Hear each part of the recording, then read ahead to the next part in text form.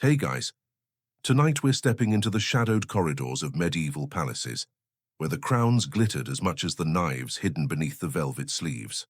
You're about to wander into the private world of royal women, not the fairy tale queens painted in shining gowns, but the ones whose cruelty could curdle milk faster than leaving it on a summer windowsill.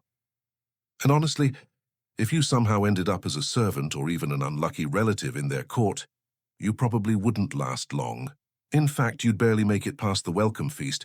You sure wouldn't survive here, so before you get comfortable, take a moment to like the video and subscribe, but only if you genuinely enjoy what I do here. And hey, while you're at it, drop a comment below telling me where you're listening from and what time it is right now, because nothing's more surreal than comparing your midnight calm to someone else's breakfast time across the globe. Now, dim the lights, maybe turn on a fan for that soft background hum, and let's ease into tonight's journey together. You walk along a drafty stone hallway, tapestries brushing your shoulders like watchful eyes stitched in fabric. The air smells of beeswax and damp earth, a mixture that reminds you the palace is both luxury and prison.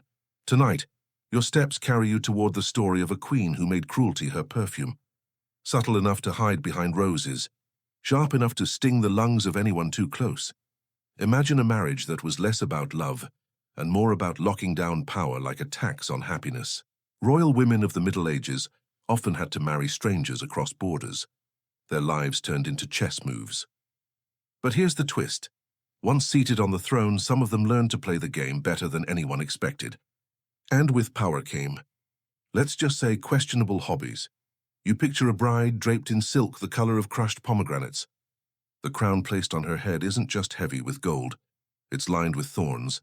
Each step down the aisle, the thorns press deeper into her scalp, a hidden punishment disguised as ceremony. Was it symbolic humiliation from jealous courtiers, or a test to prove endurance?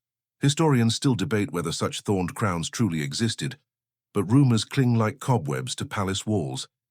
You flinch as you imagine the sting, a royal migraine with no ibuprofen in sight. Today, you'd call it cruel. Back then, it was called tradition. That's the fun thing about the Middle Ages. If it sounds absurd, someone probably did it, and if no one did, someone surely wrote it down as if they had. The bride, bleeding quietly under the weight of her gift, forces a smile. Everyone's watching, after all. Do you know how modern weddings have photographers ready to capture every tear? Back then, those witnesses were the equivalent of Instagram, but with much higher stakes. The queen-to-be couldn't shed a tear without risking whispers of weakness, and here's where the cruelty shines. The woman beside her, an older dowager queen, probably orchestrated the thorn trick. Not because it was necessary, but because power tasted sweeter when it was seasoned with suffering. It's the medieval version of hazing, except no one ever graduates. The thing is, these moments weren't just accidents of ritual. They were deliberate stage plays, power theater performed before the entire court. The message was clear. If I can endure this, I can endure you. And if I can make her bleed, I can make you disappear. You pause to listen to the faint echo of laughter, not the joyful kind, but the brittle tinkle of nobles watching cruelty dressed as pageantry. Some chroniclers insisted such stories were exaggerations, propaganda painted by enemies, yet others swore they were eyewitness truths. As with most medieval gossip, the line between reality and rumor is as thin as parchment scraped for reuse. And while you're shaking your head at the absurdity, don't forget, this was just the opening act. The real cruelty came later, once the crown no longer needed thorns to make its point. You can almost feel the crown pressing against your own scalp now, its weight digging into your thoughts. The hall stretches longer, darker, as if leading you toward the next chapter. You keep walking, because the silence behind you feels heavier than the crown itself. The corridor narrows as you press forward, and you find yourself in the middle of a wedding that looks less like a celebration and more like a carefully staged performance of pain. The thorn-crowned bride is still there, frozen in your mind. Each step she takes is a reminder that beauty and cruelty often shared the same stage in the Middle Ages. You can almost hear her shallow breaths, feel the trickle of blood hidden under the shimmer of jewels. Now, you might be thinking, surely this is exaggeration, some medieval fairy tale gone wrong. But stories of ceremonial cruelty linger like ghostly perfume in the archives. Chroniclers wrote of brides paraded through icy courtyards in thin gowns, left shivering to prove their endurance, or of crowns so heavy they caused fainting mid-ceremony. Was it symbolic sacrifice, a test of divine favor, or simply nobles being, well, bored? Historians still debate whether these torments were common or just lurid tales whispered by jealous rivals. The bride in this story, though, endures. Imagine her eyes wide and unblinking, fixed on the altar ahead. She doesn't flinch, doesn't cry out. In a time when women were expected to be silent ornaments, her silence becomes armor. Yet behind her, you sense the smirk of a dowager queen, the mastermind of this little spectacle. It's the same smirk you'd see on a modern office manager who accidentally schedules all meetings at 7 a.m. on Mondays. Small cruelties, big messages. You notice the audience too. Nobles shift in their seats, some thrilled, others uneasy. To them, this isn't just a wedding. It's a reminder of hierarchy. If a future queen can bleed without complaint, then servants, courtiers, even allies must know their place. Cruelty here isn't hidden. It's policy performed under candlelight. And then there's the twist. Some brides actually leaned into this. Tales suggest a few queens wore their thorned crowns proudly, turning the ordeal into a weapon of image. A little blood became a badge of strength. See how I suffer and yet stand tall. Imagine what I can do to you. Medieval PR at its sharpest, but cruelty didn't end at the aisle. Later that night, in chambers smelling of wax and wine, the new bride might find her attendants punished for tiny mistakes, silken sleeves torn away, hair shorn as mockery, or worse, banishment into the cold. One whispered tale claims a queen once demanded her servants crawl across rose petals, except the petals were lined with hidden thorns. A gentle path turned into a minefield. Who invents that? Only someone who understood that pain could be dressed up as beauty. You take a breath, the flicker of torchlight making shadows sway like dancers. The irony, of course, is that while noblewomen were staging these ordeals, the common people outside starved, sickened, and trudged through mud just to survive. But in the palace, suffering became spectacle, a luxury almost. Curated and deliberate, a chronicler once noted, the queen's crown was her weapon, sharper than any knight's blade. Maybe that's exaggeration. But standing here with the bride's quiet endurance echoing in your ears, you can believe it. It wasn't about blood or thorns, really. It was about the performance, the reminder that cruelty was not a flaw of power, but its favorite ornament. The bride bows her head slightly, as if to catch a drop of blood before it stains her veil. The candles blur, the hall shifts, and you're pulled deeper into the palace where cruelty waits in fresh disguises. The banquet hall spreads wide before you, glittering with goblets, silver platters, and roasted meats whose scent clings to your clothes. But the laughter here is thin, brittle, as though everyone at the table suspects the wine might be their last. This is the realm of poison in the chalice, a favorite tool of royal women who preferred subtlety over swords. You watch a queen raise her cup, its rim set with rubies that catch the firelight. She smiles, a slow and measured curve of lips. The courtiers follow suit, lifting their goblets, though you notice a few hesitate, their knuckles white against the gold stems. In the Middle Ages, poison wasn't just a weapon, it was theatre. A single sip could decide a kingdom. Rumors whisper through the air, powdered emerald ground fine as flour, slipped into a cup. Belladonna disguised in honeyed wine. Arsenic mixed with saffron to mask the taste. Some say noblewomen even wore rings with hollow chambers, able to tip a few fatal drops into a drink with the flick of a wrist. Imagine sitting across the table from someone whose jewelry could kill you. Suddenly, that statement necklace doesn't feel so fashionable, does it? One chronicler wrote of a duchess who never drank until her most trusted servant had tasted first. Another tale claims a queen toasted her rival with such warmth that no one noticed the faint tremor of the servant, collapsing in the background. Were these stories true, or were they slanders crafted by enemies to stain reputations? Historians still argue, poring over court records and letters, trying to separate venom from ink. But what's certain is the fear. At these feasts, every guest lived with it. That moment when you tilt back your cup and wonder if this is your final swallow, imagine the nerves. Today you might get anxious waiting for test results or opening an email marked urgent. Back then, anxiety came in liquid form, garnished with a sprig of rosemary. You glance at the queen again, Her eyes sparkle, but not with mirth. They're measuring, weighing, calculating. She doesn't need a battlefield. Her power sits in every glass poured, every toast given. And the cruel part? Sometimes she didn't need poison at all. The suspicion itself was enough to unravel alliances. Fear was her ingredient, invisible but intoxicating.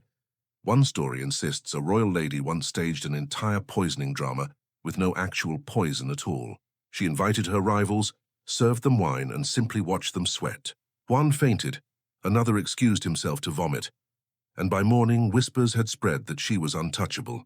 No need to lift a dagger when paranoia does the stabbing for you. The servants here walk carefully, balancing trays like tightrope performers. You wonder how many of them knew the recipes, how many slipped powders into cups at a nod from their mistress. For them, loyalty wasn't a virtue, it was survival. And a single mistake meant they might drink from the wrong cup themselves. The banquet flickers in your mind, fading like candle smoke.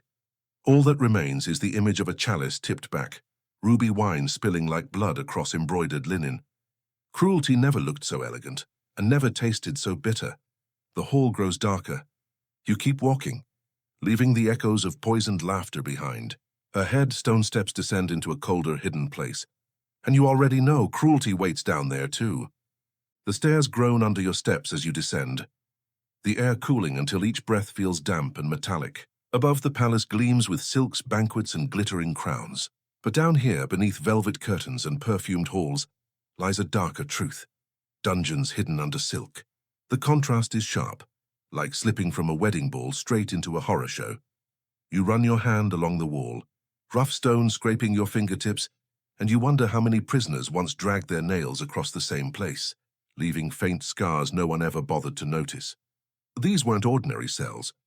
These were chambers ordered or approved by royal women, disguised behind tapestries or secret doors.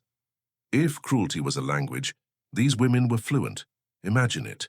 A queen above sipping wine from a golden chalice, while below her, a servant or rival languishes in chains. The irony isn't lost on you. Luxury and misery stacked like floors in a macabre palace apartment. Historians record that some noble ladies maintained private prisons, places where disobedient attendants or suspected traitors could be stashed away, forgotten until bones turned to dust. Was every story true? Not always. But even one true tale is chilling enough. There's a rumor of a duchess who decorated her dungeon with silks and cushions, not out of kindness but mockery. Prisoners were forced to sit on embroidered velvet, while rats gnawed at their ankles. The luxury itself became the cruelty, as if to say you may touch softness but never freedom. It's the medieval version of giving someone Wi-Fi, but blocking all social media. Torture through irony. You step farther into the gloom and hear the imagined clink of chains. Some captives were family members, sisters accused of plotting, daughters blamed for omens, even mothers-in-law fallen out of favor. Blood ties meant little when crowns were involved. In some courts, a whispered accusation from a queen could condemn a relative to these underground shadows without trial. There's one particularly eerie account of a royal woman who allegedly built a cell with mirrored walls. Prisoners, it said, went mad staring at their own reflection day after day, their screams echoing endlessly. Was it fact or just Gothic exaggeration? Scholars still debate, unsure whether to file it under history or horror. But the image lingers, unsettling in its plausibility. You pause, ears straining. The dungeon smells of iron and mildew, but there's also a faint sweetness like rosewater. Some queens were said to walk through these hidden chambers, perfumed and dressed, to watch their captives suffer. Theatrical cruelty at its finest. Today you'd call it checking the security cameras.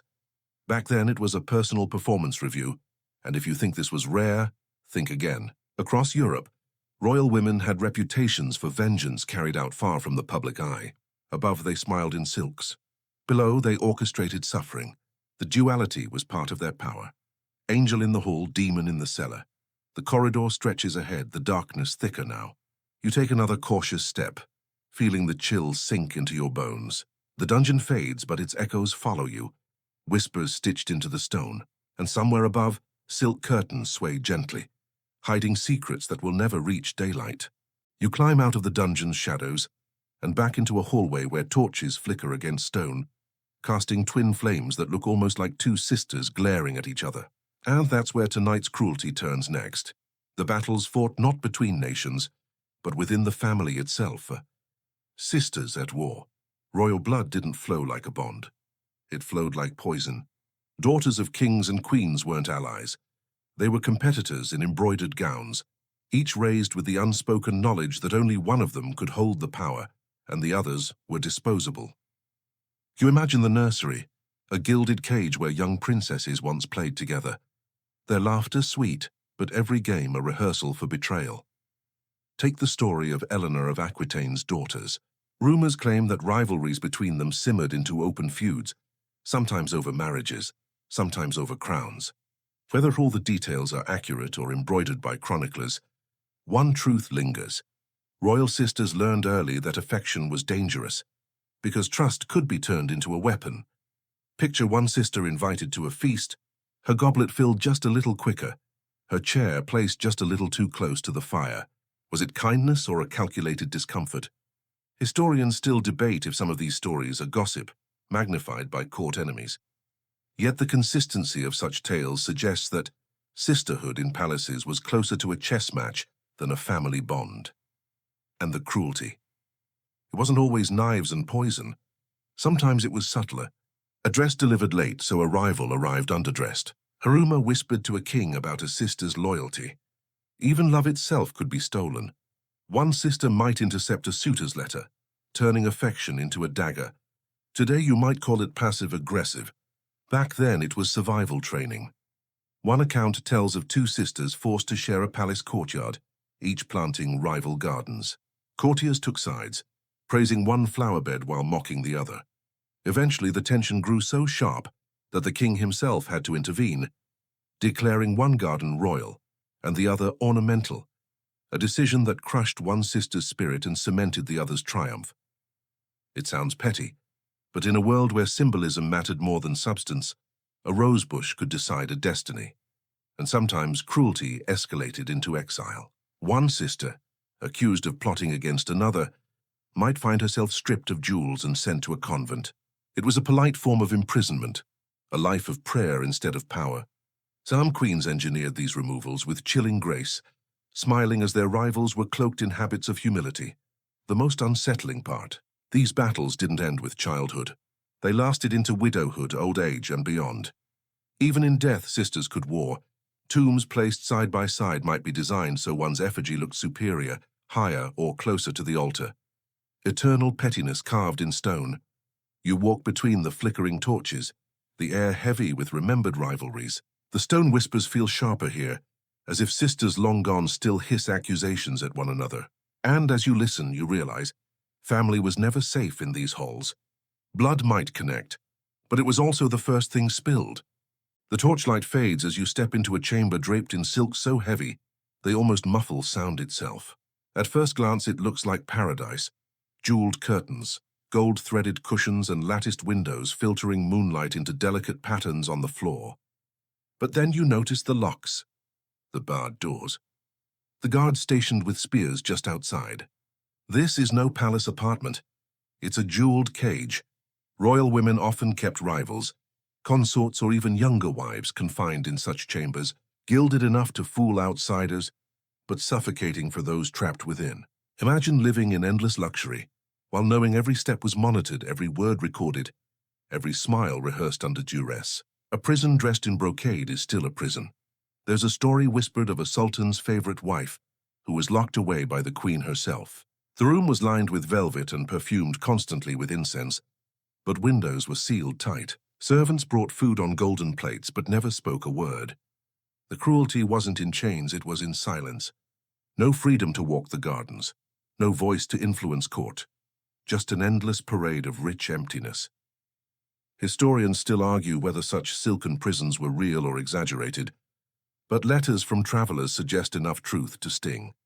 You try to imagine the weight of such days, waking to embroidered ceilings, eating off porcelain, bathing in rosewater, all while knowing you'll never again step beyond the door. It's like having the fanciest smartphone locked on airplane mode forever.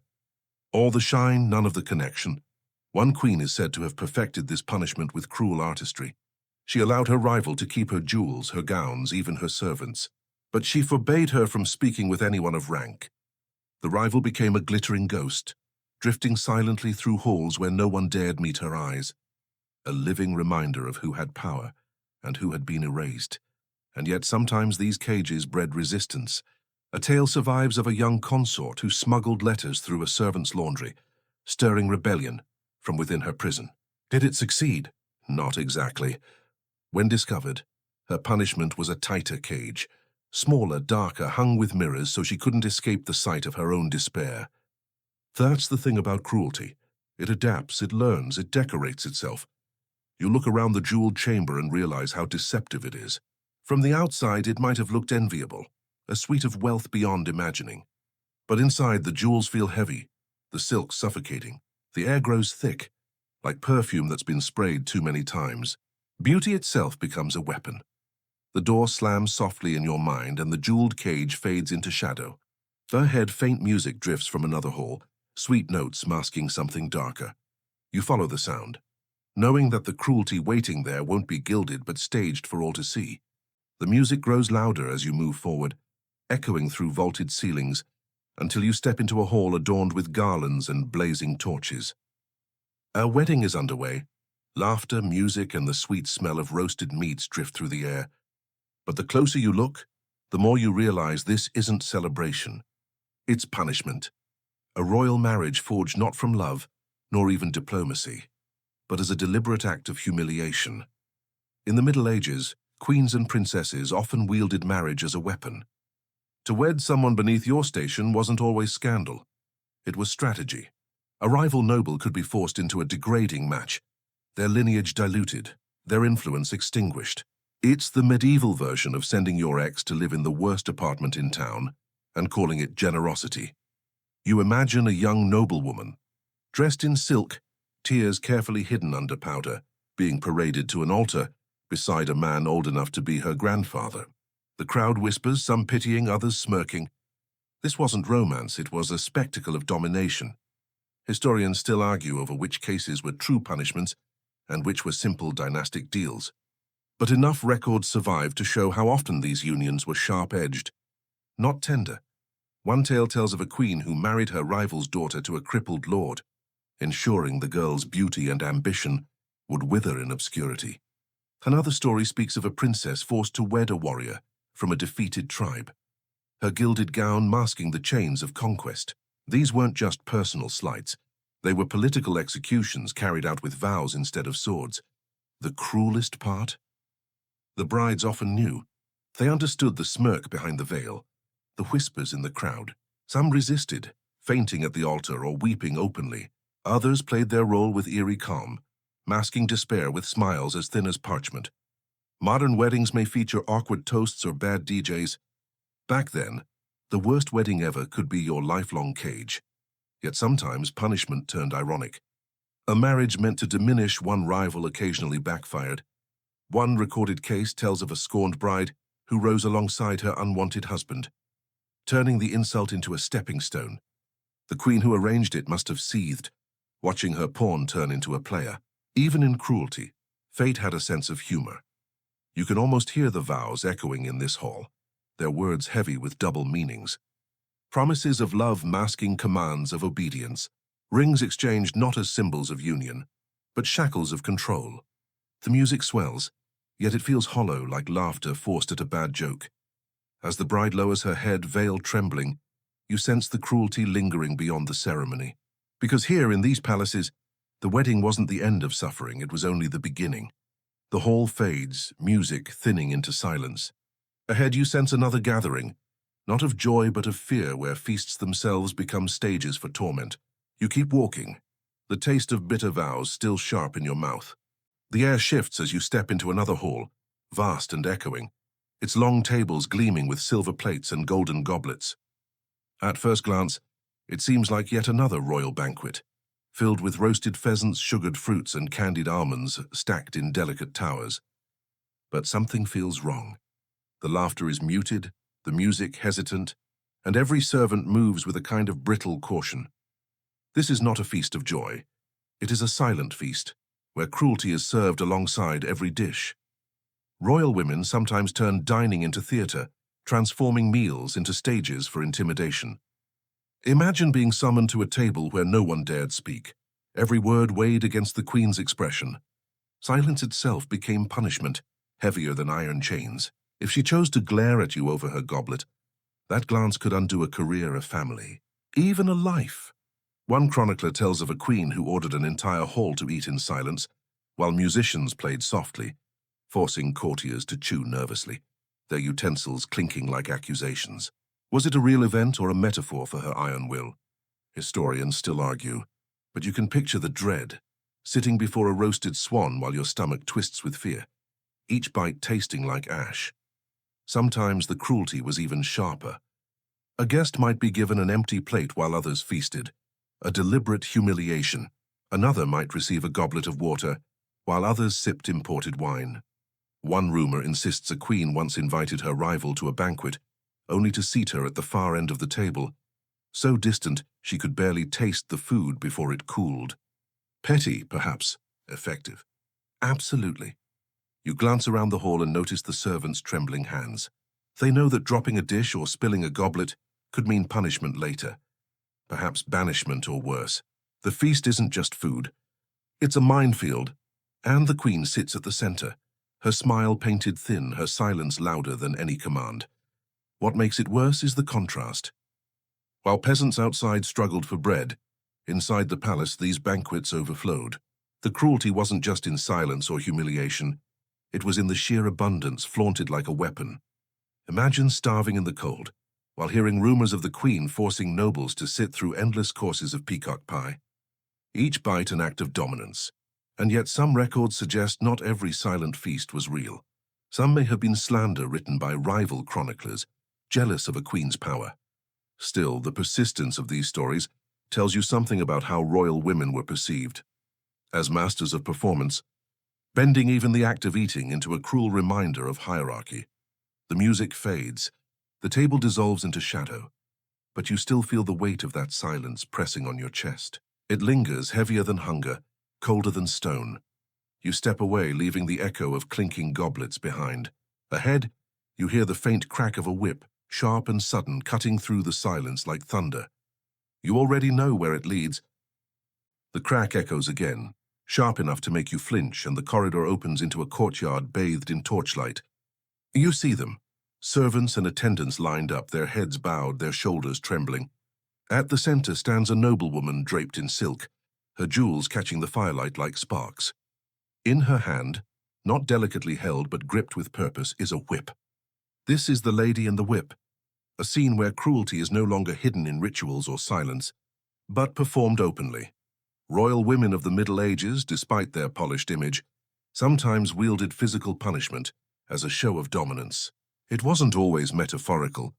Accounts speak of queens or high-ranking ladies ordering lashes for mistakes as trivial as spilling wine, misbuttoning a gown, or delivering a message late.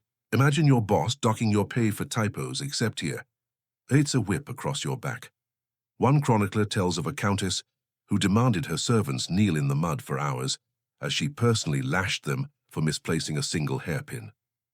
Another story, half-whispered, claims a queen once had a maid whipped publicly for daring to look her directly in the eyes. Did every tale happen exactly as written? Probably not. But the fact these stories spread shows how closely cruelty and spectacle were linked in noble courts.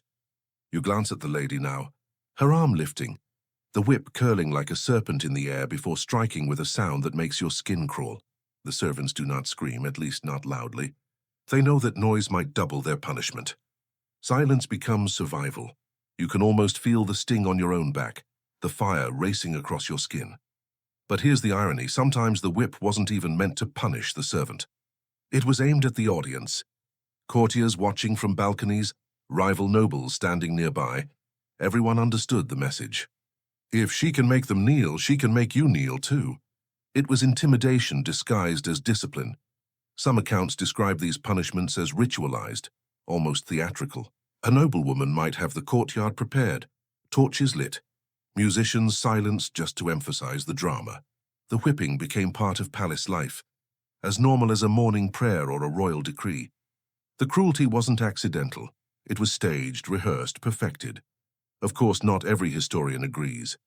Some suggest these stories were exaggerated, penned by critics eager to paint powerful women as tyrants.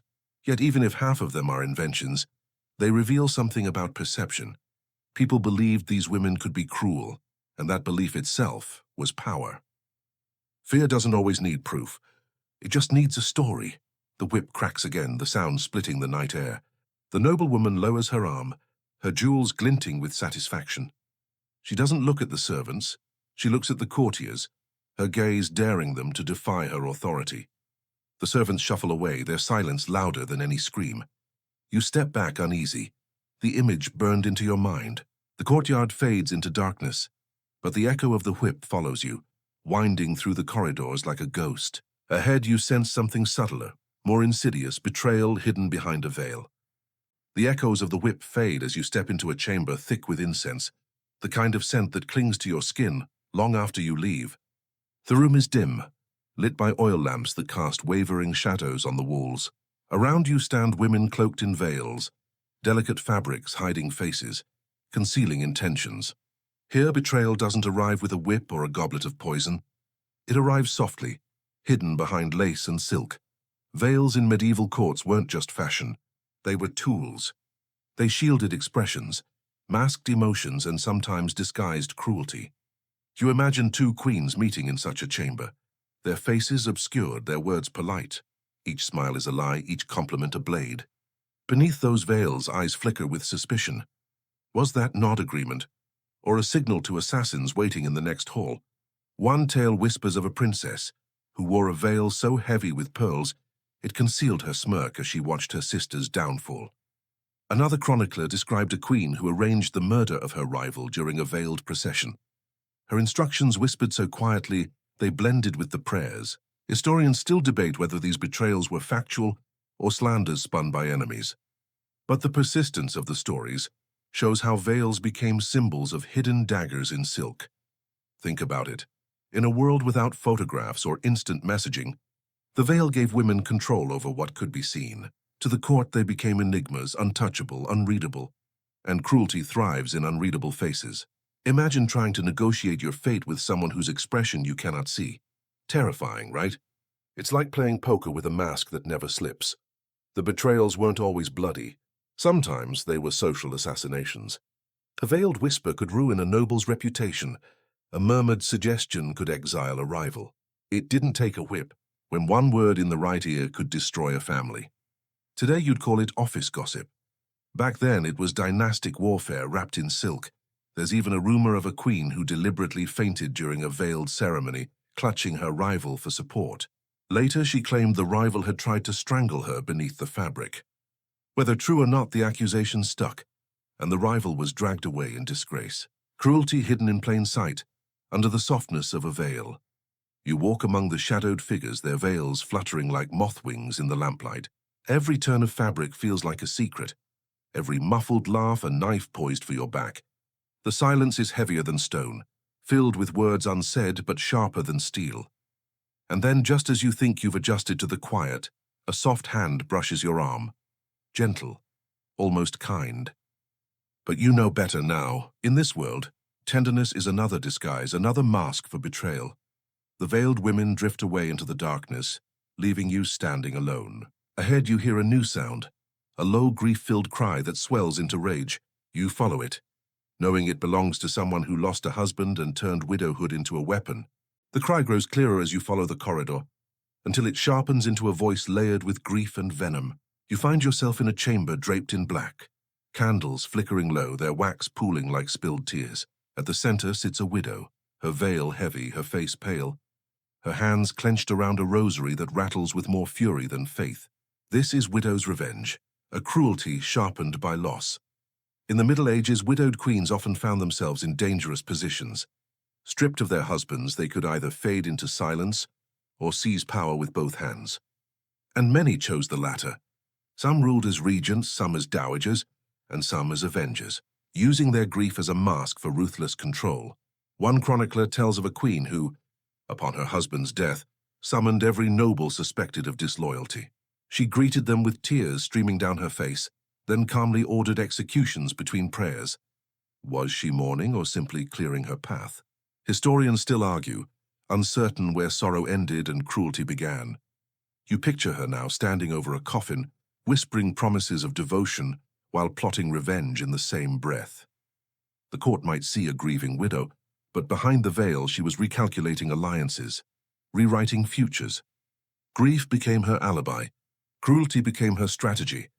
Another tale whispers of a widow who poisoned the mistress her late husband had favored, claiming it was justice for dishonor. Perhaps it was vengeance, perhaps political maneuvering. Either way, it showed that a widow's tears could just as easily hide venom as sorrow. Sometimes revenge extended to family. A dowager queen might strip her stepchildren of titles, exile them to monasteries, or arrange humiliating marriages to secure her own bloodline's power. Imagine being a prince or princess, thinking you're next in line only to have your mourning stepmother rearrange the chessboard overnight. That's not just cruel, it's a masterclass in survival. You sense the widow's presence beside you now, her rosary beads clicking like distant chains. She leans close, and you can almost hear her whisper, "Loss is the sharpest blade, and I wield it."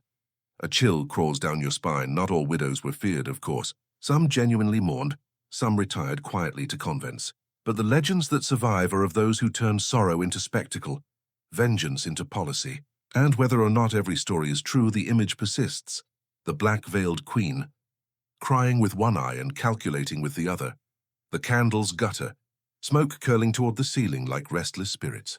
The chamber darkens and you step away, leaving the widow's whispered plots behind. Ahead, the faint sound of children crying drifts through the corridor, mingled with the snap of a rod. Your path is leading into a classroom, but not one of gentle lessons, one ruled by cruelty in the name of discipline. The muffled cries guide you into a smaller chamber, one that smells faintly of chalk and damp straw. Benches are lined in neat rows, but instead of cheerful chatter, the air is heavy with dread. At the front stands a noblewoman, not with a book in hand, but a rod. This is the cruel tutor, a lady who turned education into punishment and learning into fear. In medieval courts, royal children were expected to be paragons of obedience, intelligence, and discipline. But sometimes their lessons were not gentle guidance, but calculated torment. Chroniclers describe women of rank who personally oversaw their children's education, ensuring mistakes were corrected with lashes rather than words. Imagine learning Latin verbs with every error punctuated by the sting of a cane. Suddenly your math teacher doesn't seem so strict anymore. One account whispers of a queen who demanded her sons practice calligraphy until their fingers bled, refusing to let them eat until every stroke was perfect. Another tells of a duchess who ordered her daughter to kneel on grains of rice for hours, to teach humility. Was it all true? Some historians suspect exaggeration. Propaganda meant to paint royal women as tyrants. But even the possibility of truth makes you shiver. You picture the children, small hands trembling as they write, eyes darting to the rod that leans against the table. The lesson isn't about knowledge, it's about control. Every correction becomes a reminder of who holds authority. And in a twisted way, these women succeeded. Obedience was learned, if not love. But cruelty wasn't always physical. Some noble tutors wielded humiliation like a sharper weapon. One princess, it said, was forced to recite her lessons while standing barefoot in the cold, her errors mocked by her own mother before the entire court. Another story describes children denied affection, raised in silence until their only bond was with fear. Historians still debate how much of this reflects reality versus myth, but the very existence of the stories tells you how deeply cruelty was associated with royal discipline. And yet, occasionally the children fought back in their own quiet ways. Some scribbled hidden insults in the margins of their manuscripts. Others whispered rebellious rhymes under their breath. Small acts of defiance, but dangerous if discovered. Because punishment for disobedience wasn't just extra lessons. It could mean exile to a monastery or worse. You hear the rod crack against the desk, the sound reverberating in your chest. The noblewoman's voice is calm, almost soothing, as she corrects another trembling child. That calmness is the most unsettling part. Cruelty delivered without rage, just routine. For her, this isn't punishment, it's education. The children bow their heads, their lessons etched not only on parchment but on their very skin and memory. You step back slowly, the chamber dimming, the cries fading. Ahead, faint music drifts again, But this time it's masked with unease, a celebration hiding daggers behind masks. The sound of laughter lures you into a vast hall, brighter than the last, filled with candlelight that dances off polished mirrors. At first glance, it looks almost joyous. Masked figures gliding across marble floors, their gowns rustling like whispers of silk. Music swells, violins and lutes weaving a melody that feels festive. But you've learned better by now. Behind the masks at midnight, cruelty waits in disguise. Masquerade balls were more than entertainment. They were opportunities for intrigue, whispers, and betrayals, veiled as flirtation. Royal women, cloaked in anonymity, could plot freely. An insult disguised as a joke, an alliance sealed with a secret gesture, or in darker cases, an assassination masked by merriment. Imagine standing beneath chandeliers, unsure if the hand that just brushed yours carried affection or poison. One tale tells of a queen who attended a masked ball dressed as the goddess Diana, her rival appearing as a humble maid. Throughout the evening, the queen orchestrated accidental humiliations, spilled wine, misplaced dances, mocking laughter from courtiers in on the scheme. By morning, the rival's reputation lay in tatters. Was it a true story or just malicious gossip embroidered by chroniclers? Historians still debate, but the image is unforgettable. Cruelty hidden beneath feathers and lace. You glance around the hall. Every mask smiles, but none of the eyes do. Behind one, a woman whispers to a courtier, her words drowned by the music. But you can sense the intent, sharp, deliberate. Perhaps it's a plot against her sister. Perhaps it's a rumor that will ruin a family by dawn. In this place, secrets move faster than dance steps. The irony, of course, is that the masquerade was supposed to blur rank and title. Masks made everyone equal, or so the hosts claimed. In reality, power seeped through even the finest disguise. You might not know who a woman was by looking, but you could feel her authority in the way she carried herself, in the ripple of space around her. Cruelty didn't need a name. It carried its own aura. One particularly chilling rumor describes a masked ball where a rival princess collapsed suddenly, gasping, her mask slipping as she fell. Some swore her wine had been tainted. Others whispered the queen had brushed a poisoned powder onto her gown. Was it truth, or just another tale crafted to make queens sound monstrous? Historians shrug, still unsure. But the story endures, because people love imagining danger lurking behind beauty. You step deeper into the masquerade. The music swells, masks blur, and you realize you don't trust a single face here. Even laughter feels dangerous, echoing like daggers disguised as bells. And then, just as suddenly, the music stops. Masks freeze mid-dance, eyes glitter behind painted smiles. The silence stretches long, uncomfortable. It reminds you that joy in these halls was always temporary, always conditional. At any moment, the performance could turn to punishment. The chandeliers dim, the masks dissolve into shadow, and you find yourself moving onward, following the faint shimmer of jewels. But these aren't playful ornaments. They're soaked in jealousy, ready to cut deeper than any blade. The shimmer grows brighter as you step into a smaller chamber, its walls lined with velvet, its lamps casting a pale glow over strings of pearls coiled like serpents on polished wood. At first they gleam innocently, smooth, round, beautiful. But in these halls even pearls are heavy with venom. This is jealousy and pearls, where adornments become weapons and envy drips like perfume. In the Middle Ages, pearls symbolized purity, wealth, and divine favor. But in royal courts, they often carried another meaning: rivalry. Queens and princesses used them as signals of rank, displays of power, and more cruelly, as reminders of who had more influence. To wear pearls too large, too luminous, could be seen as a challenge, and challenges rarely ended peacefully. One chronicler tells of a banquet where two royal sisters arrived draped in pearls, each trying to outshine the other. By the end of the night, one sister's necklace had mysteriously snapped, scattering jewels across the floor. Some swore it was an accident. Others whispered that jealous hands had deliberately cut the string. Historians still debate whether this tale was symbolic exaggeration or an actual scandal. But you can imagine the scene. Pearls bouncing across stone like tiny drops of blood. Another rumor claims a dowager queen once presented her rival with a pearl necklace laced with poison dust, so that the very act of touching it would bring sickness. Is it fact? Uncertain. but it captures the essence of the age. Beauty itself could be turned into cruelty, and jewelry was never just decoration. You glance at the pearls before you, their sheen almost too perfect, like eyes watching in silence. Jealousy was rarely loud in these courts.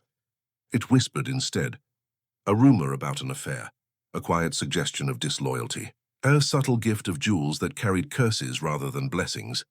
The cruelest part was how public the envy became. Imagine entering a feast and seeing your rival wearing a necklace larger than yours, each pearl glimmering like a victory. Everyone at the table would notice. Every smile directed at her was a wound directed at you. Sometimes those wounds festered until they erupted into punishments, exiles, even executions, all sparked by pearls. Modern envy might look like comparing Instagram followers or salaries. Back then it was a necklace, smooth, cold, and lethal in implication. And just as today, people couldn't resist watching the drama unfold. As you study the strings of pearls, you swear they shift slightly in the lamplight, coiling tighter as if choking an invisible throat. The chamber feels colder, jealousy hanging in the air like smoke.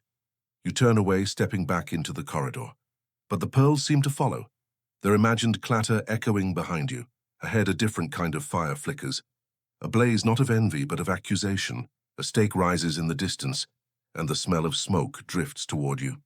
The corridor opens onto a courtyard, lit not by chandeliers but by flames licking the night sky. A stake stands at the center, ropes dangling, wood stacked high around its base.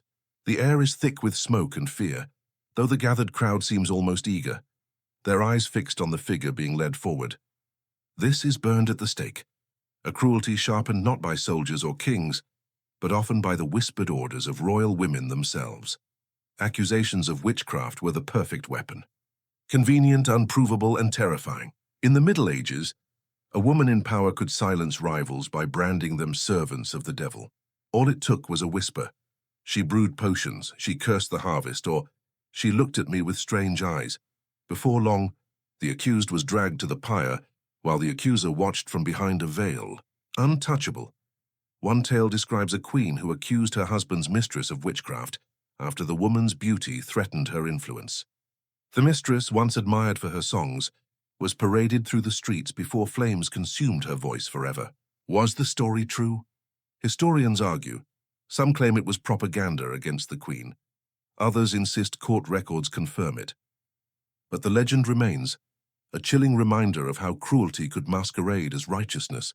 You imagine the scene, a crowd chanting prayers, priests sprinkling holy water, guards tying knots tighter than necessary. And at the back, perhaps behind a gilded window, a royal woman smiles faintly, her rival's screams carried to her ears like music. The spectacle wasn't just punishment. It was theater with the queen as its hidden director. The irony burns almost hotter than the flames. While peasants were accused of witchcraft for owning a black cat or muttering to themselves, noblewomen often trafficked in charms, potions, and whispered superstitions themselves. They wore talismans, consulted astrologers, even kept alchemists in secret chambers. Yet when power required it, they weaponized the very fears they shared. Some historians point to cases where accusations of witchcraft helped secure succession. By removing a rival princess or discrediting a dowager, a queen could tighten her grip on the throne. A convenient fire could erase inconvenient competition. And the ashes? They told no stories. The cruelty wasn't only in death, it was in the anticipation. Days of imprisonment, interrogations filled with threats, the slow march through streets lined with jeering crowds, a public unmaking of a life, orchestrated as much for humiliation as for execution. You smell the smoke now, acrid and heavy. The flames rise higher, shadows flickering against stone walls. For a moment you think you hear the faint sound of a woman's laughter, not from the pyre but from above, behind a curtained balcony, a queen's satisfaction drifting down with the ash. The fire dims in your vision, the courtyard dissolving into haze. But the heat lingers, crawling across your skin as you step forward. Ahead you see a gown, white and delicate, stained dark at its hem. Another wedding awaits, but this one ends not in celebration but in blood.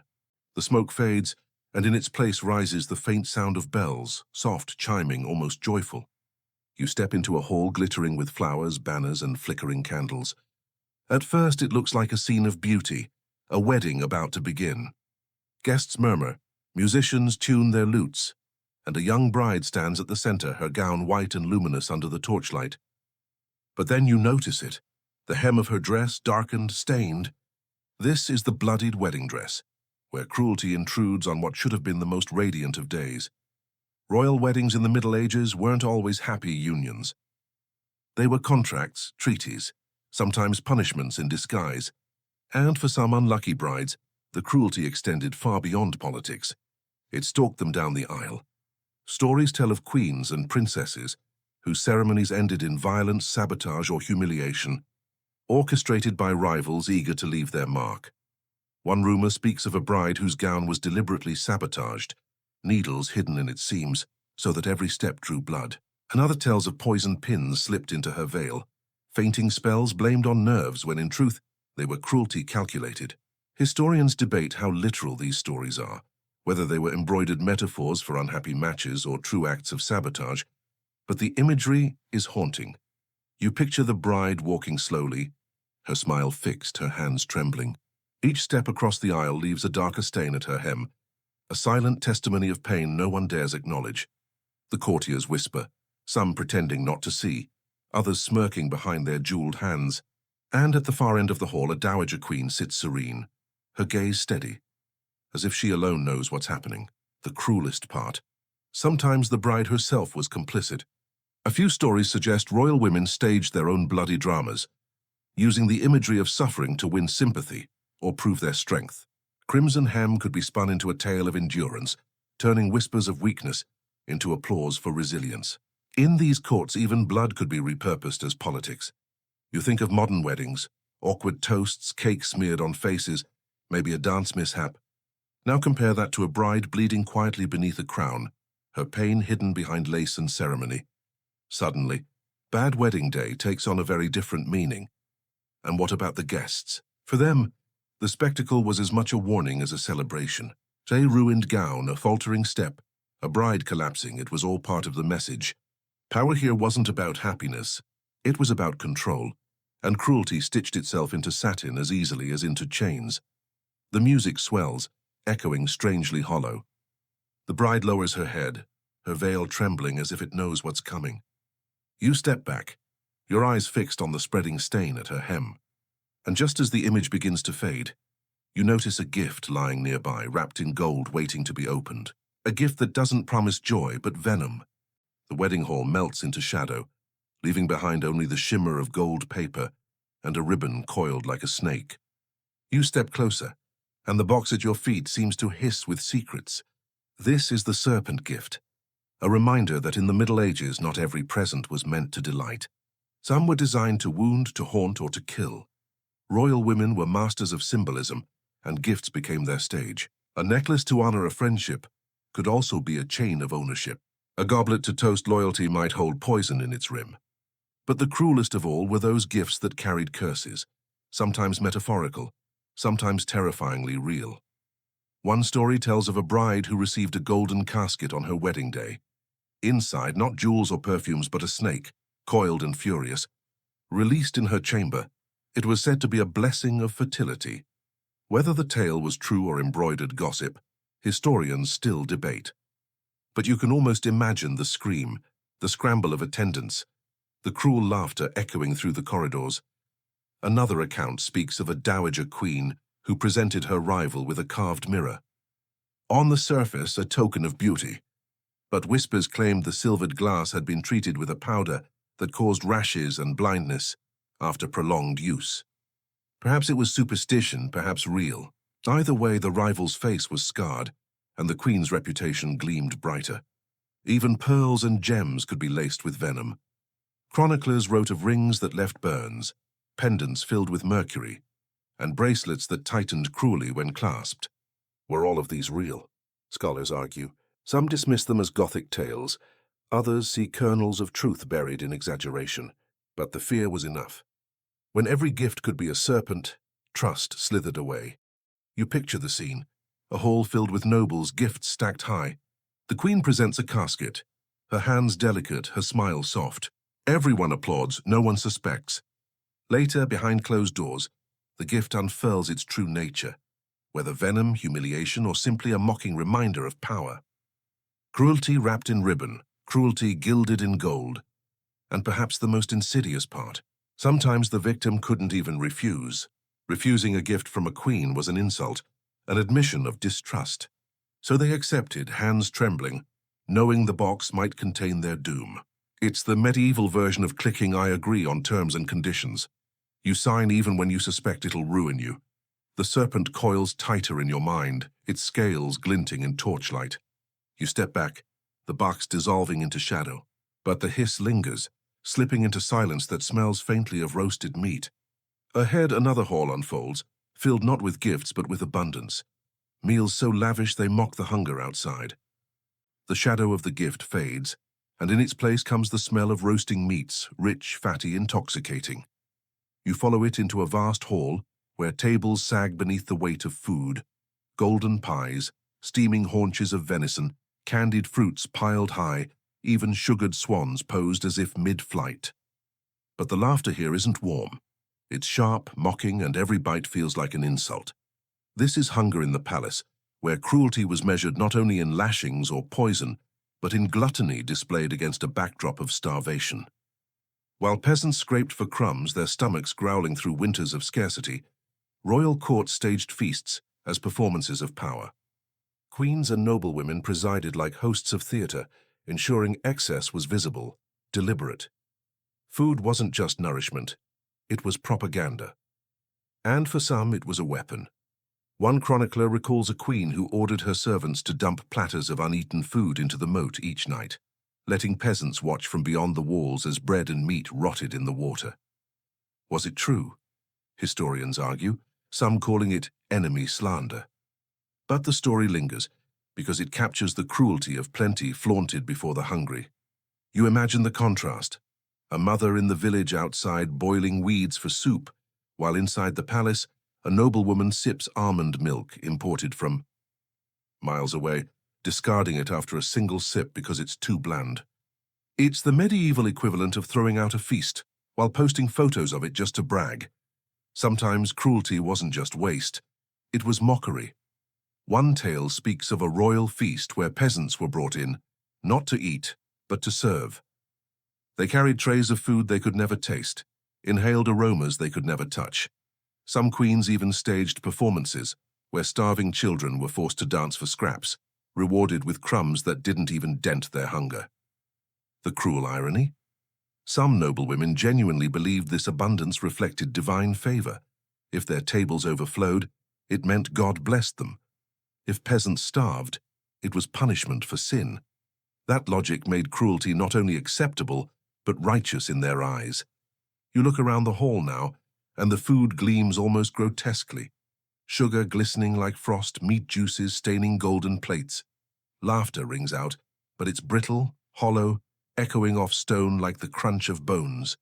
And beneath it, all you swear you hear another sound, faint stomachs growling, the voices of those locked outside the gates. Historians still debate whether such displays were exaggerated by angry chroniclers or genuinely practiced as ritual. But either way, the stories survive because they reveal something undeniable. Cruelty wasn't always hidden. Sometimes it sat openly on the table, carved with silver knives. You step back from the feast, the smell clinging to your clothes heavy and nauseating. Ahead, the hall narrows, leading to a tower. You see a window high above, barred, with a pale face staring out. The forgotten princess waits there, trapped in silence. The laughter from the banquet hall fades, replaced by the hollow hush of a staircase winding ever upward. You climb slowly, the air growing colder until you reach a narrow landing. Above you looms a stone tower, its single window barred with iron, and behind it a pale face peers out, the face of the forgotten princess. Royal courts loved their prophecies. Astrologers, seers, and monks often whispered predictions about children at birth, destined for greatness, doomed for disaster, cursed to bring ruin. And when the prophecy was unfavorable, some princesses never saw freedom again. Locked away not for crimes, but for what might happen. Imagine being imprisoned for something your horoscope said about you. One tale speaks of a princess who was confined to a tower after a monk declared she would end the line of kings. She was given books, fine gowns, even musicians to soothe her days, but never permitted beyond her stone walls. Some said she died of despair. Others whispered she escaped into legend. Historians remained divided, unsure how much was truth and how much Gothic invention. Still, the story echoes. Sometimes cruelty was dressed as caution. You picture the girl at her window watching seasons change. She sees the orchard bloom, then wither. She sees snow blanket the gardens, melt and return again. But she never touches it. Her life becomes a calendar without pages, time dripping like wax from the candles that burn beside her. Sometimes these imprisonments weren't even for prophecy, but politics. A princess too ambitious, too clever, or simply inconvenient could be tucked away for her own safety. One queen allegedly ordered her rival's daughter hidden in a convent tower, far from the court, raised in silence. It wasn't chains that bound her, it was erasure. And what's crueler than being forgotten while still alive? No throne to inherit, no voice in council, no marriage arranged. Just endless years of waiting, watching, fading into obscurity while songs were sung about others. You wonder if the princesses ever carved marks into the stone, counting days, trying not to lose themselves in the monotony. Yet whispers also tell of defiance. Some imprisoned women turned their towers into spaces of secret power, writing letters, cultivating alliances through bribed guards, even composing poetry that slipped through cracks into history. Their voices survive in fragments, proof that even forgotten lives could echo. You glance up at the barred window now, the pale face fading into the shadows as the tower dissolves around you. What lingers is the chill of wasted years, the weight of silence. And then faintly you hear the clash of steel. Not chains this time, but blades. Two women facing each other, not with words, but with weapons. The tower fades, and the silence of its prisoner is replaced by the metallic ring of steel. You find yourself in a courtyard at dawn, the air sharp with cold dew clinging to the grass like tiny jewels. Two women stand opposite each other, skirts tied back, blades glinting in the first light. This is the ladies' duel, when cruelty between royal women spilled beyond whispers and poisons into open combat. Duels weren't always the province of men. Though rarely recorded, there are whispers in chronicles and letters of noblewomen settling rivalries with steel or dagger. Sometimes it was ceremonial, a contest arranged to humiliate. At other times it was bloody earnest, each swing carrying the weight of jealousy, vengeance, or survival. One tale tells of two princesses who quarreled over succession. To prevent civil war, they were said to have agreed, perhaps forced, to duel privately at dawn. One fought with a sword, the other with a dagger. Neither died, but both carried scars they disguised with pearls for the rest of their lives. Did it truly happen? Historians debate, some calling it myth, others pointing to scars mentioned in paintings. Still, the idea lingers. Royal women, too, sometimes let their rage slip free of veils and poison. You watch the duel unfold. The first woman strikes, her blade whistling through the air. The second parries, her gown tearing slightly at the sleeve. Around them, courtiers watch in tense silence, forbidden to intervene. Each blow is more than steel. It is accusation, confession, demand. And in their faces you see not only fury but calculation. This isn't just about winning, it's about being seen winning. The cruelty lies not only in the fight itself but in the aftermath. The loser wasn't always killed. More often she was disgraced, mocked, her defeat whispered across kingdoms. A cut on the cheek could scar more than skin. It could scar reputation, making her the subject of cruel songs sung by jesters. Imagine a political meme that never dies, except carved into your face. Some duels were said to be more theatrical. Blunted weapons, staged outcomes, all designed to humiliate one side before an audience. A lady might be forced to duel knowing the result was predetermined, her loss ensuring her rival's dominance. It wasn't a contest. It was cruelty wrapped in ceremony. Yet there are also stories of defiance, women who trained in secret, who shocked everyone by holding their own. Chroniclers mention one duchess who fought so fiercely that even men-at-arms hesitated to face her. Her rival fled mid-duel, humiliated.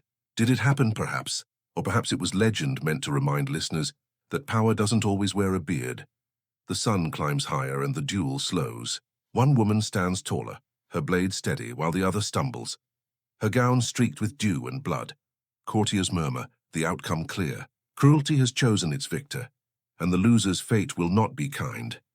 You step back as the courtyard blurs, the sound of steel fading into the toll of bells.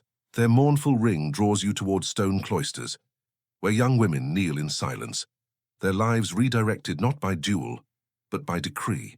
The courtyard dissolves into echoing stone corridors, their arches rising high above you, austere and cold. Bells toll in the distance, their sound heavy with resignation rather than celebration. You follow the chime into a cloister, where rows of young women kneel in silence, veils covering their heads, their lips moving in prayer. This is Tears in the Cloister, the fate of princesses exiled not with chains but with vows. In medieval courts, convents were convenient prisons. Too ambitious, off to the cloister. Too political, sent to God. Too dangerous to marry, too clever to ignore, wrapped in black veils and tucked away behind abbey walls. It was cruelty disguised as piety, banishment dressed up as holiness. You imagine the scene, a royal daughter once adorned in silk, her hair braided with jewels, stripped of it all in a single ceremony. Her head shaved, her gown exchanged for coarse wool. Guests weep as though it's a noble sacrifice, but everyone knows its punishment in holy clothing.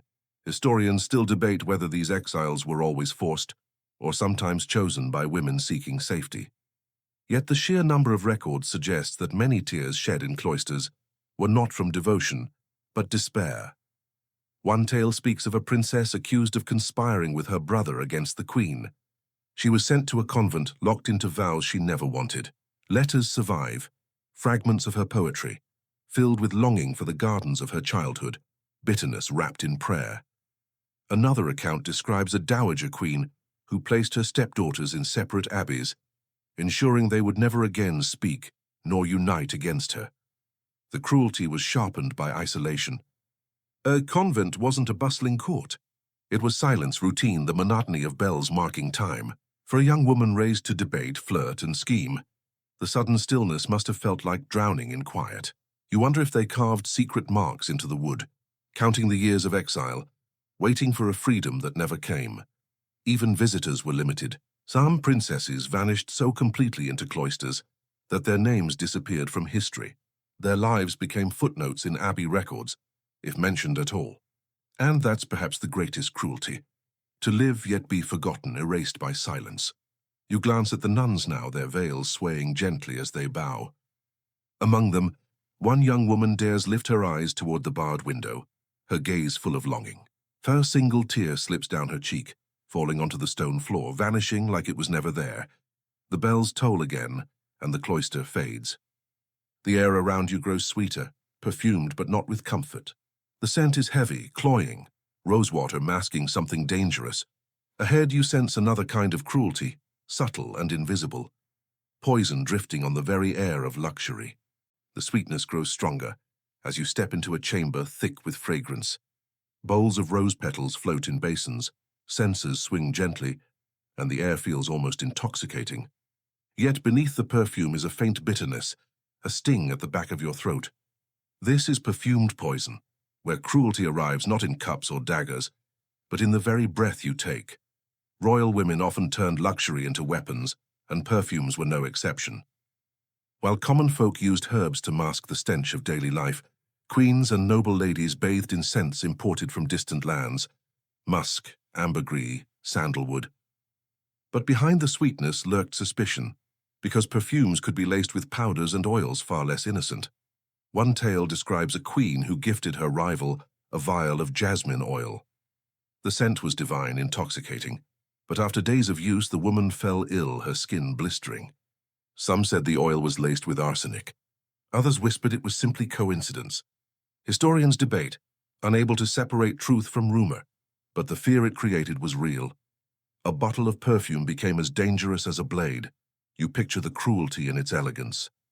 A woman leaning close to embrace a courtier, her fragrance praised by all, while secretly those around her begin coughing, sickening, fading. It was subtlety elevated to art, poison that smiled, poison that kissed. No need for whips or prisons when a single spritz could unmake an enemy. Sometimes the danger was psychological. Courtiers whispered constantly about what was in the air, who was wearing what, whether scents concealed malice. Imagine living in a palace, where every whiff of perfume made you wonder if it would be your last. It's the medieval version of side-eyeing your co-worker's lunch in the break room and wondering if they're trying to kill you with peanuts. Another story tells of a dowager who demanded her servants perfume her chambers so heavily that visitors left lightheaded. Some claimed it was intentional, to weaken anyone who entered, ensuring negotiations tilted in her favor. Whether it worked or not, the legend of the suffocating queen endured. And then there were the rumors of powders sprinkled onto veils, combs, even letters. A kiss scented with roses might also deliver mercury. A handkerchief perfumed with violets could leave a rash. It wasn't only about killing, it was about reminding everyone that beauty itself could be weaponized. You breathe carefully now, the air thick with imagined roses and something acrid beneath. The room feels close, heavy, as if the very walls are steeped in hidden venom. The candles flicker, their smoke curling like serpents toward the ceiling. And just as you begin to cough, the fragrance fades. The chamber vanishes, replaced by the sound of laughter, high, sharp, and cruel. Ahead you hear the clatter of dice and the whimper of servants. Another kind of stage awaits, not perfumed but playful. Games designed not for fun but for torment. The scent of roses dissolves, replaced by the rattle of dice and the scrape of chairs across stone. You step into a brightly lit hall where laughter rings out. Not warm, not kind, but sharp and jagged like glass breaking. A group of noblewomen recline on cushioned benches, jeweled goblets in hand. At their feet, servants crouch nervously, their eyes downcast. Tonight's entertainment is not music or dancing.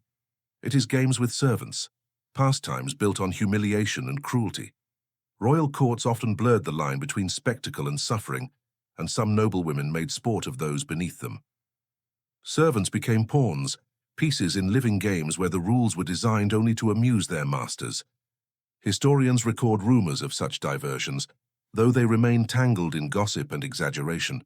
Still, the consistency of these stories paints a chilling picture.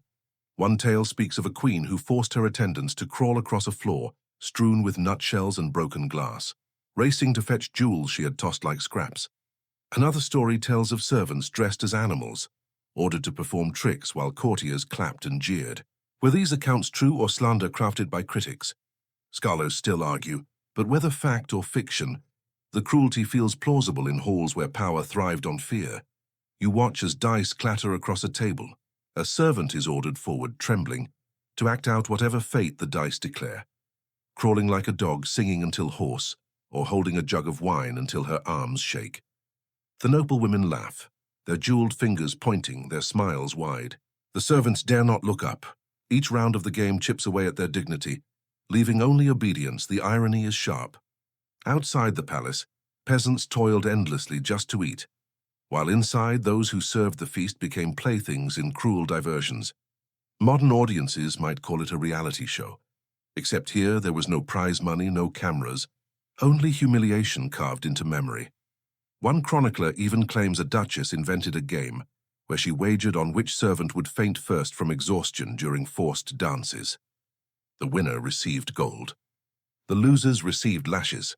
True or not, the story endures because it captures the essence of the cruelty. Amusement born from suffering, laughter drawn from pain. You notice one servant stumble now, her knees raw from crawling. A goblet tips over, wine staining the floor. The laughter cuts sharper, and the noblewoman overseeing the game claps her hands in delight. For her, it isn't about wine or dice. It's about reminding everyone that she holds power over every breath, every movement, every humiliation. The hall flickers, the laughter echoing too long in your ears. You step back uneasy as the dice scatter into darkness. Ahead you hear the metallic clink of keys and the hollow thud of a heavy chest opening. It is not filled with gold or jewels, but with vengeance hoarded by a widow who guards her treasures with ruthless devotion. The laughter dies, and in its place you hear the slow scrape of metal against stone, the sound of a key turning in a lock. You step into a dim chamber, colder than the halls you've left behind. At its center sits a massive chest, iron-banded and heavy, its lid lifted by servants straining under its weight. Inside, gold glitters in heaps, jewels spark in the lamplight, and silks spill like rivers, yet none of it feels inviting. This is the widow's treasury, a hoard not of generosity but of vengeance. Dowager queens and widowed noblewomen often controlled immense wealth. Sometimes it was their only shield after a husband's death, sometimes their greatest weapon. With it, they could reward loyalty, punish betrayal, and strangle rivals by simply refusing support. And when cruelty was their aim, that treasury became a fortress of dominance. One account tells of a queen who, after her husband's passing, locked herself away with the royal treasury keys. Nobles begged her for coin to fund armies, repair towns, or pay dowries. She listened with a face of mourning, then denied them one by one. Those who had slighted her in the past were left ruined, their fortunes starved into dust. Historians still debate whether she acted from grief or cold calculation, but the result was the same: power clutched in iron fingers. You imagine the widow now sitting by her chest, the keys hanging at her waist like talismans. She doesn't wield a whip or dagger. Her cruelty is measured in coins withheld, rations cut, heirs disinherited. To her, every jewel is a weapon, every coin another chain. Rumors even speak of treasuries cursed, gifts withheld until rivals crawled back in humiliation, dowries delayed so marriages crumbled, soldiers unpaid until rebellion brewed. And if someone dared to touch her hoard without permission, punishments were swift. One story claims a servant who stole a single pearl was paraded through the streets, with molten silver poured over his hand. Was it truth or propaganda to keep thieves in line? Scholars argue still. The cruelest irony is that the wealth often rotted unused. While peasants starved outside, the widow guarded her riches jealously, preferring them to gather dust rather than relieve suffering. Coins sat locked away like prisoners, jewels hidden in darkness rather than shining in daylight. Her vengeance wasn't just against enemies, it was against the very world that might demand her generosity. You feel the weight of the chest now, oppressive, suffocating. Its jewels don't sparkle, they glare cold and pitiless. The widow smiles faintly, her fingers stroking the keys, her eyes daring anyone to reach for what is hers. The lid slams shut, echoing like thunder. The room dissolves into velvet darkness, softer, quieter, but not kinder. Ahead you glimpse shackles glinting faintly, lined not with iron but with fabric. The next cruelty isn't the hardness of chains, but the suffocation of luxury itself. The echo of the treasury fades, and you step into a chamber draped entirely in velvet. The walls are padded with soft fabric, the floor layered in rugs so thick your footsteps sink without sound. At first it feels almost comforting, until your eyes adjust to the gloom and you see the figures within. Prisoners kneel in silence, their wrists and ankles bound. The shackles glitter faintly in the lamplight, but they are not iron. They are wrapped in velvet lined with silk. This is chained in velvet, cruelty disguised as comfort. Royal women of the Middle Ages were often accused of refining punishment, turning brutality into elegance. If a dungeon cell was too crude, why not make it civilized?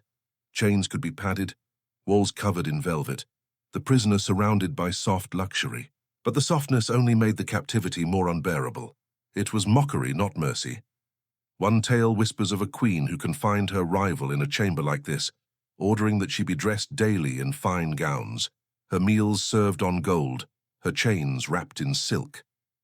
To outsiders it might have seemed generous, but to the prisoner it was torment, to be surrounded by beauty while stripped of freedom.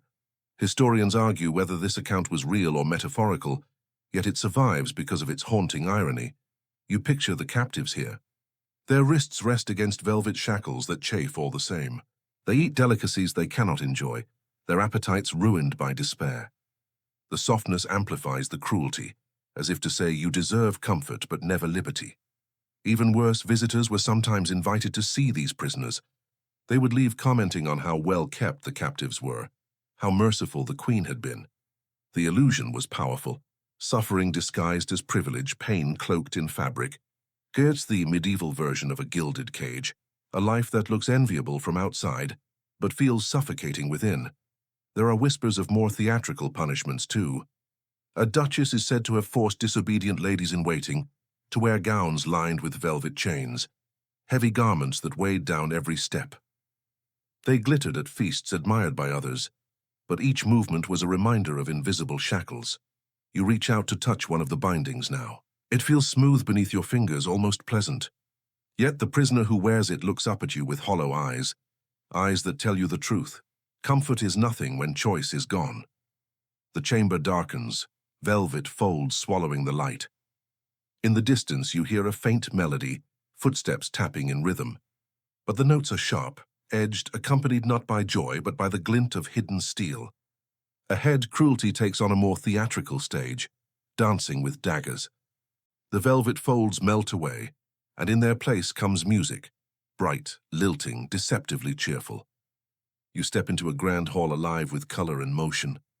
Couples glide across polished stone, gowns swirling, masks flashing, jewels glinting under chandeliers. At first it looks like joy, a celebration of life. But then your eye catches something sharp. Hidden beneath the layers of silk, blades glimmer. This is Dancing with Daggers, a performance where elegance and cruelty waltzed hand in hand. In the courts of medieval Europe, balls were more than entertainment. They were politics wrapped in music, rivalries disguised as choreography, and for some royal women, they became perfect stages for cruelty. Rumors abound of knives slipped into bodices, daggers strapped to thighs, sharp steel carried as lightly as a fan. At any moment, a dance could shift from flirtation to violence. One story tells of a masquerade where a queen ordered her ladies to carry jeweled daggers, each one hidden, until the music reached its crescendo. Then in unison they revealed them, not to strike but to remind the watching nobles that beauty could always cut. It was theater, intimidation cloaked in elegance. Historians still debate whether this tale is literal or symbolic, but the image lingers, pearls and steel gleaming side by side. You imagine the danger of every step. A smile that hides a threat, a twirl that brings you face to face with someone who might stab you before the final bow. Even the laughter sounds sharp, brittle, like glass about to shatter. To dance here isn't leisure. It's survival, every spin a gamble, every partner a risk.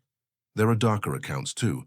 One chronicle suggests a rival lady fell dead during a ball, her side pierced as though by accident. The queen's reaction? A calm sip of wine, the dance continuing as though nothing had happened. Was it an assassination masked as clumsiness? Or just a rumor crafted by enemies? Scholars argue, unable to find certainty, but the idea that cruelty could be choreographed is chillingly believable. Even when no blood was shed, the symbolism cut deep. Dancers twirling with daggers were living metaphors. Beauty is fragile, trust is dangerous, and no celebration is safe.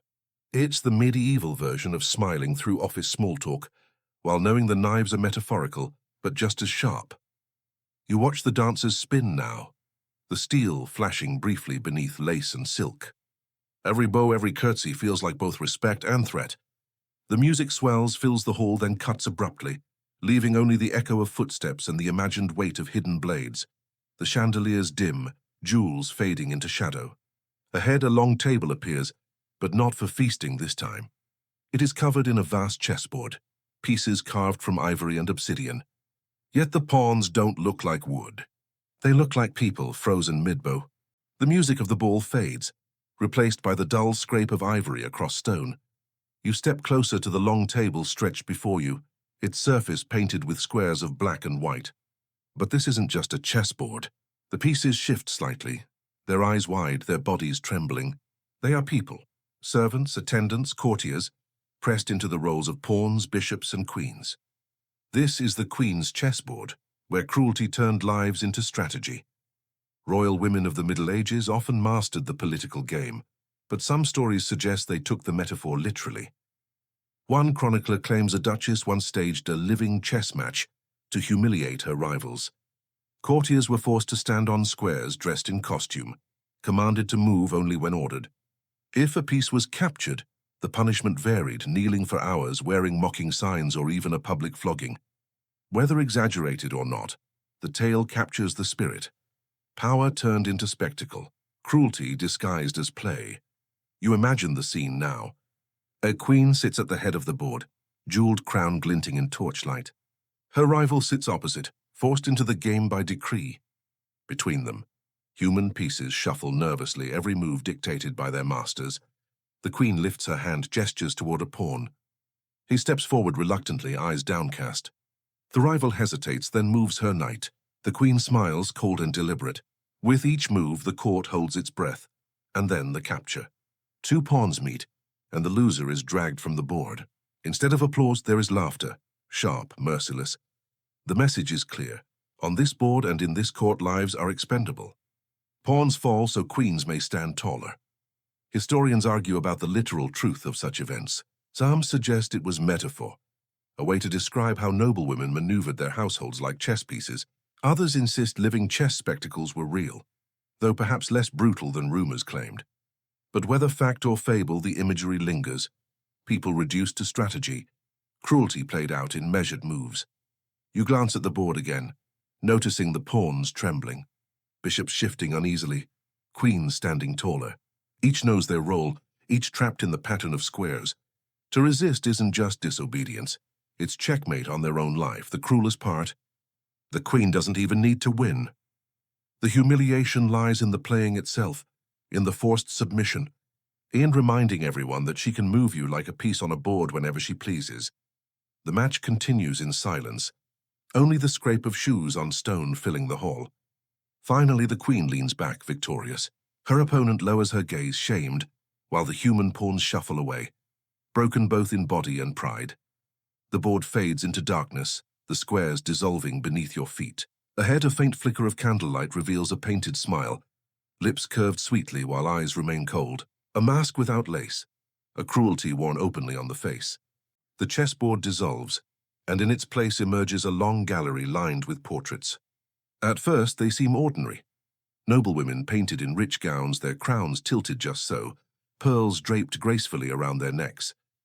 But as you step closer, you notice something unsettling. Every mouth is curved into the same expression, a smile that doesn't quite reach the eyes. This is the painted smile, where cruelty hides in plain sight, varnished over with charm. In the Middle Ages, queens and noblewomen were expected to be the embodiment of grace. Smiles, politeness, and carefully chosen words were their armor. But behind those painted lips often lurked schemes sharp enough to slice through dynasties. Chroniclers, sometimes grudgingly, describe these women as pleasant in company, dreadful in court. Their faces betrayed nothing, even as they orchestrated betrayals. One tale recalls a princess accused of arranging the downfall of her sister, while never once raising her voice. At every feast she smiled, offered compliments, poured wine with perfect grace. Meanwhile, letters in her hand sealed her sister's exile. By the time the truth emerged, the painted smile had already erased her rival. Historians still debate whether this was fact or slander, but the story endured because it captured the dissonance, kindness as camouflage. You study the portraits. Each smile is perfect, frozen in time, but the eyes tell another story, cold, appraising, hungry. The cruel brilliance was in restraint. These women didn't need whips or daggers when they could destroy reputations with one soft laugh at the right moment. A smirk here, a raised eyebrow there, and suddenly the entire court turned against someone. It's the medieval version of subtweeting, except the consequences weren't embarrassment. They were exile or execution. Sometimes the cruelty was in reassurance. You have nothing to fear, one queen might whisper, smiling sweetly, the night before her rival was arrested. Or of course you are safe, she would promise, her lips curving as the guards already marched. The smile became the cruelest part, the last image seen before ruin. And then there were the official portraits themselves. Queens commissioned artists to immortalize their serenity, even while rumors of their cruelty spread. Those painted smiles became propaganda, carefully curated to suggest benevolence. Generations later, we stare at the same faces, wondering how many of those gentle curves hid ruthless intentions. The gallery grows colder, the painted faces seeming to follow you as you walk. Each smile gleams faintly in the candlelight, a reminder that power doesn't always roar. Sometimes it simply smiles, waiting for you to drop your guard.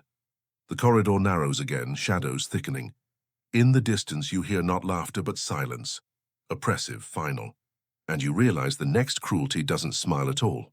It takes away the very voice needed to speak. The painted faces fade into shadow, their smiles lingering like ghosts. Ahead you hear nothing. No laughter, no music, only the oppressive weight of silence. You step into a chamber dimly lit, its walls bare, its air heavy. At the center, women kneel with their heads bowed, their mouths bound with strips of cloth, their eyes wide with terror. This is punished with silence, where cruelty stole the very tool of survival, the voice. In medieval courts, words were weapons. Servants whispered secrets. Ladies-in-waiting carried gossip. Rivals bartered influence through murmurs in corridors. To silence someone was to erase them, to strip them of power more completely than chains ever could. And for some royal women, the punishment for betrayal or even suspicion was not death, but enforced muteness. Chroniclers tell of queens who ordered the tongues of disloyal maids cut out, a brutal end to rumor and defiance. Were these accounts true? Historians remain divided. Some argue they were propaganda, meant to paint noblewomen as monstrous. Others insist the mutilations did occur, rare but real. Regardless of accuracy, the story spread, leaving behind the haunting image of silence as punishment. You picture the cruelty in its subtler forms too. Not always blood, but erasure. A servant forbidden to speak in court ever again, made to gesture clumsily instead. A lady banished to a convent, with strict vows of silence imposed. Her chatter deemed dangerous. Even children, some say, were commanded to spend entire days mute, a lesson in obedience disguised as discipline. Imagine the fear, a hall where dozens kneel in silence, each one terrified to utter a sound. Even the shuffle of feet feels too loud, the breath too sharp. The queen walks past them, her gown trailing, her lips curved in that faint painted smile you saw before. She doesn't need to shout. Her silence is louder. One chilling tale whispers of a queen who kept a chamber called the hush room, where attendants were punished by sitting in absolute silence for days, watched but never spoken to, their sanity fraying in the absence of sound. Perhaps it was legend, perhaps exaggeration, but the idea of cruelty crafted from quiet is more unsettling than screams. You stand among them now, feeling your own throat tighten. The urge to speak rises, desperate, but you know even a whisper here would bring punishment. The silence presses heavier, thicker, until you long for even the crack of a whip or the clang of chains. And then faintly the silence breaks, not with voices, but with a shimmer of glass. Ahead, light flickers off mirrored walls, multiplying endlessly. You move forward, and the quiet gives way to reflection. Cruelty that doesn't gag you but drives you mad with your own image. The silence fades into a glimmer, light bouncing endlessly, multiplying until you can't tell where the room ends.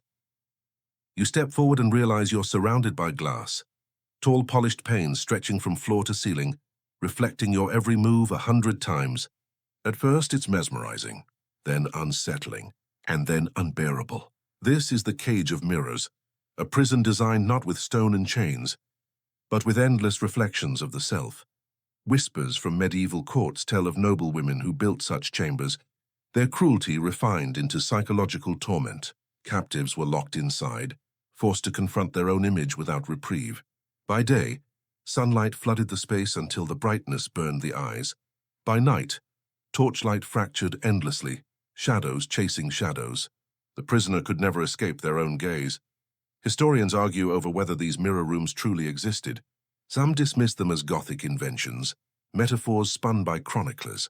Others suggest smaller versions may have existed, chambers lined with polished metal, crude mirrors that distorted as much as they reflected. Whether real or imagined, the stories survive because the symbolism cuts so deeply. You picture a rival princess standing in such a room, her breath fogging the glass. Every step she takes, she sees herself, smaller, weaker, multiplied into infinity. Days pass, her sanity fraying, her whispers answered only by her own lips. Even her despair is mocked by reflections that never blink. One legend claims a queen once brought visitors to view a rival imprisoned this way. They walked the perimeter, watching the woman spin in confusion, her sobs echoing against her own face. The queen, it is said, smiled and remarked, "She always loved attention. Now she has only herself." Was it true or crafted as slander? Historians still debate, unsure if the cruelty was physical or metaphorical. But either way, the idea endures, a punishment more subtle, more insidious than chains. The worst cruelty was that there was no violence, no lash, no blood. Only endless sameness. Beauty turned to mockery. Reflection turned to prison bars. Imagine being forced to look at yourself until even your own face became unbearable. It's the medieval version of scrolling endlessly on a phone, except you never get to turn it off. And you're the only thing on the feed. The mirrored walls around you now multiply endlessly. You see yourself again and again, each reflection slightly off, as if mocking your movements. The air feels heavier, claustrophobic. You want to turn away, but there's nowhere to go, just more of you staring back. And then, just as the pressure becomes too much, the mirrors shatter. The sound is deafening, a storm of glass collapsing, leaving behind only darkness. When the silence settles, a faint tune drifts through the void, soft, almost soothing. A lullaby, but the words aren't tender. They are lies dressed as comfort, cruelty whispered into the ears of children. The shards of glass crunch softly underfoot, before dissolving into shadow, and in their place rises a melody, soft, lilting, the kind of tune that should cradle a child to sleep. But the words twist oddly, sour notes hidden in sweetness. You step into a nursery lined with carved cradles, silken curtains drawn low. Here noblewomen hum and rock infants in gilded arms. Yet this is no gentle comfort. This is lullabies of lies, cruelty disguised as care. In the Middle Ages, songs carried power. Children learned their place not only from tutors and punishments, but from the very melodies sung to them at night. Some royal women weaponized that tenderness, whispering lullabies that reinforced obedience, fear, and silence. Imagine being rocked to sleep while hearing verses that promised doom if you disobeyed, or hinted you were unloved, unwanted, cursed.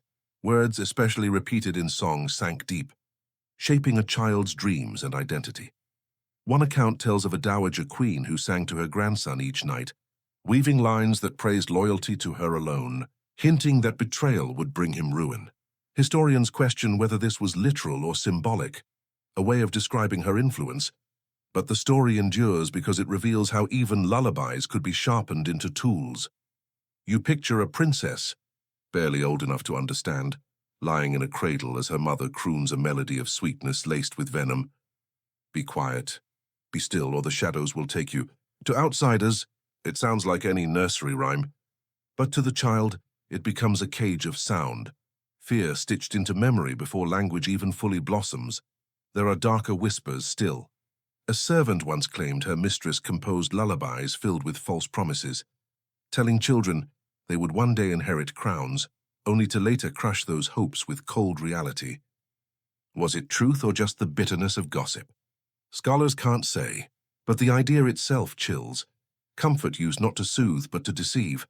Even when not malicious, lullabies could still become cruel by what they omitted. Love withheld in words, tenderness replaced by reminders of duty. A young prince might fall asleep each night to rhymes about honor and sacrifice, never hearing a word of affection. Imagine growing up with songs as your only affection, songs that were instructions rather than love. The nursery grows colder as the melodies swirl around you. Some verses sound almost familiar, as though you've heard echoes of them in modern nursery rhymes. But here every line drips with warning. Every note is a leash. And then, just as the lullaby seems to lull you to, the curtains of the nursery blow open. A draft sweeps in, sharp as winter wind, and the candles gutter. Ahead another hall emerges, long, stark, icy. A banquet table stretches endlessly down its center, frost covering every plate. Guests shiver in their silks, teeth chattering, as though the feast itself were punishment. The warmth of the nursery fades, replaced by a chill that gnaws at your bones. You step into a cavernous hall where your breath fogs in the air, frost clinging to every surface. A banquet stretches the length of the chamber, tables heavy with food that steams faintly against the freezing air. Guests sit wrapped in furs, their jeweled fingers trembling as they lift goblets turned cold in their hands. This is frozen banquets, when cruelty wasn't hidden in silence or whispers, but staged through discomfort itself. Some royal women, it's said, deliberately orchestrated feasts in unheated chambers, using the cold as part of the spectacle. To endure meant loyalty. To complain meant weakness. Imagine sitting through course after course, the marrow in your bones stiff with chill, while your hostess smiled serenely, untouched by frost thanks to her layers of velvet. The cruelty was in plain sight, dressed up as elegance. One chronicler wrote of a queen who invited rivals to a winter feast held in a stone hall deliberately stripped of fires. Guests sat shivering through hours of ceremony, forced to applaud each dish while their lips turned blue. The queen, meanwhile, sat near a brazier hidden discreetly behind her throne, warm and composed. Was the tale literal, or a metaphor for her icy rule? Historians still debate, but the story endures because it feels true. You imagine the scene. Platters of roasted boar arrive, the meat cooling almost instantly, its fat congealing in the cold. Goblets of wine turn sluggish, lips sticking to their rims. Nobles shift uncomfortably, but no one dares complain. Not when the queen's gaze watches every movement. The silence is broken only by teeth chattering like distant drums. Sometimes the cruelty was sharper still. One rumor speaks of a dowager who ordered her servants to scatter snow across the hall before a feast, claiming it was a spectacle of winter's beauty. Guests were forced to sit as icy drafts swept through, their feet numb, their laughter brittle. She raised her goblet, declaring it a celebration of endurance. They smiled weakly, knowing the celebration was truly hers. Even food itself became part of the torment. Iced desserts, rare luxuries in an age before refrigeration, were served not as delight but as reminders of control. A queen might hand her favorites candied snow while others sat hungry, their frostbitten hands longing to hold anything warm. It wasn't nourishment. It was performance, cruelty garnished with sugar. And what about the peasants outside, huddled around weak fires, their bellies hollow? To them, the idea of nobles feasting in icy luxury must have sounded absurd, like bragging about suffering made beautiful. Yet that's what these banquets were, discomfort transformed into theater. Proof that those at the top could endure cold even while others froze to death beyond the walls. Your own fingers ache now, your breath hanging in pale clouds. You shiver as the hall dissolves, its frozen tables vanishing into mist. And in the distance you hear something darker than chattering teeth, voices chanting in unison, their tones solemn, their words binding. The sound is not of celebration but of oath, a promise sealed in blood. The icy banquet hall melts away, replaced by the flicker of torchlight against stone walls, stained dark with something older than smoke. A circle of nobles stands gathered, their heads bowed. At the center, a queen raises a dagger, her gown shimmering with gems that catch the firelight like frozen drops of blood. This is the queen's blood oath, a ritual where cruelty and loyalty mingled, sealed not with ink or words but with wounds. In medieval courts, oaths were everything. Alliances rose and fell on promises, and breaking one meant ruin. But some royal women took the ritual further, demanding blood as proof. Chroniclers whisper of ceremonies, where attendants pricked their skin, smearing blood onto parchment or chalices. Others claim queens demanded rivals swear loyalty by cutting their palms, the red drops binding them in fear as much as faith. One tale tells of a dowager queen who gathered her ladies at midnight, each ordered to cut their finger and let blood drip into a golden basin. She swore to protect them, but in exchange demanded silence and obedience until death. Historians still argue, was it real or exaggerated propaganda meant to paint her as a sorceress? But even skeptics admit that ritual oaths, sometimes with blood, were not uncommon in medieval Europe. You watch the queen lift the dagger now, her eyes gleaming as she slices her own palm. The hall gasps, but no one dares move. She presses her bloody hand to a parchment, sealing her vow. Then she gestures to the circle. One by one, trembling courtiers obey, the torchlight reflecting off every fresh wound. It isn't just ceremony, it's intimidation. To refuse is to mark yourself as disloyal, and the cruelty, it isn't in the cut itself, it's in the permanence. A scar on the hand to remind you daily of your submission. A memory etched into flesh, impossible to escape. Even if you break the oath, your body carries the mark of having once sworn it. Imagine signing a contract you could never shred, because the ink is your own blood. Rumors claim one queen even demanded her servants' oaths be mixed into her wine. Drops of their blood stirred into her goblet. She drank deeply, declaring their loyalty now flowed inside her. Was it fact or fearful invention? Scholars shake their heads uncertain. Yet the story survives because it reveals how terrifyingly blurred the line between ritual and cruelty could be. You glance around the chamber. The smell of iron clings to the air, stronger than the smoke of torches. Nobles clutch their hands, some pale, others trying to hide their fear. The queen, meanwhile, looks serene, her cruelty cloaked as ceremony, her control disguised as devotion. The chanting fades, the torches dim, and the hall dissolves. But in the silence you hear another sound, soft weeping. It doesn't belong to courtiers or rivals. It belongs to someone closer, someone trusted, a caretaker betrayed by the very woman she served. The torches dim, and in their place you hear a softer sound, gentle shuffling, a lull of breath, the kind of rhythm meant to soothe children to sleep. You step into a chamber where a woman rocks a cradle, her hands steady though her face is worn with years of service. This is the nursemaid, the one who raised princes and princesses from infancy, who wiped tears, sang lullabies, and kept secrets whispered in the dark. But tonight her loyalty is repaid with cruelty. This is the betrayed nursemaid. In royal households, nursemaids often became closer to children than their own mothers. Queens were busy with politics, alliances, and appearances, while nursemaids offered the comfort of daily presence. But that closeness came at a cost. Too much affection, too much influence, and suddenly they were threats rather than caretakers. One story tells of a nursemaid accused of poisoning the very child she loved, though no evidence was found. The queen, jealous of the bond between servant and heir, ordered the woman whipped and cast from the palace. Historians still debate whether this tale reflects real events or court gossip, but the cruelty rings true. Affection itself could be weaponized, twisted into suspicion. You picture the woman now, her arms still carrying the ghost weight of the child she once cradled. Her loyalty is painted as betrayal, her devotion turned against her. Sometimes the punishment was exile, sometimes imprisonment, and in darker rumors, execution. A life given to service erased in a moment of jealousy. Another tale whispers of a nursemaid blamed for a prince's rebelliousness. The queen declared her influence dangerous, sentencing her to silence in a convent. Letters from that period suggest the child wept for weeks, comfortless, never allowed to see the woman again. The cruelty wasn't only for the servant, it was for the child too, torn from the only maternal bond they had known. You glance at the cradle. It rocks gently, but it's empty. The lullaby the nursemaid hums trembles in her throat, unfinished. Her hands shake now, not with age, but with the weight of betrayal. She looks at you, her eyes hollow, as though to ask, what crime is loyalty when it belongs to the wrong person? The chamber grows darker, her figure fading, but the sound of the cradle creaking lingers. Ahead you see a crown glinting faintly in the distance. It does not rest on a child's head nor on a queen's, but in hands greedy enough to steal it, even from family. The cradle's creak fades, replaced by the hollow ring of metal against stone. You step into a dim hall where a crown glimmers faintly on a pedestal. But it doesn't belong there. It should rest on the head of a rightful heir.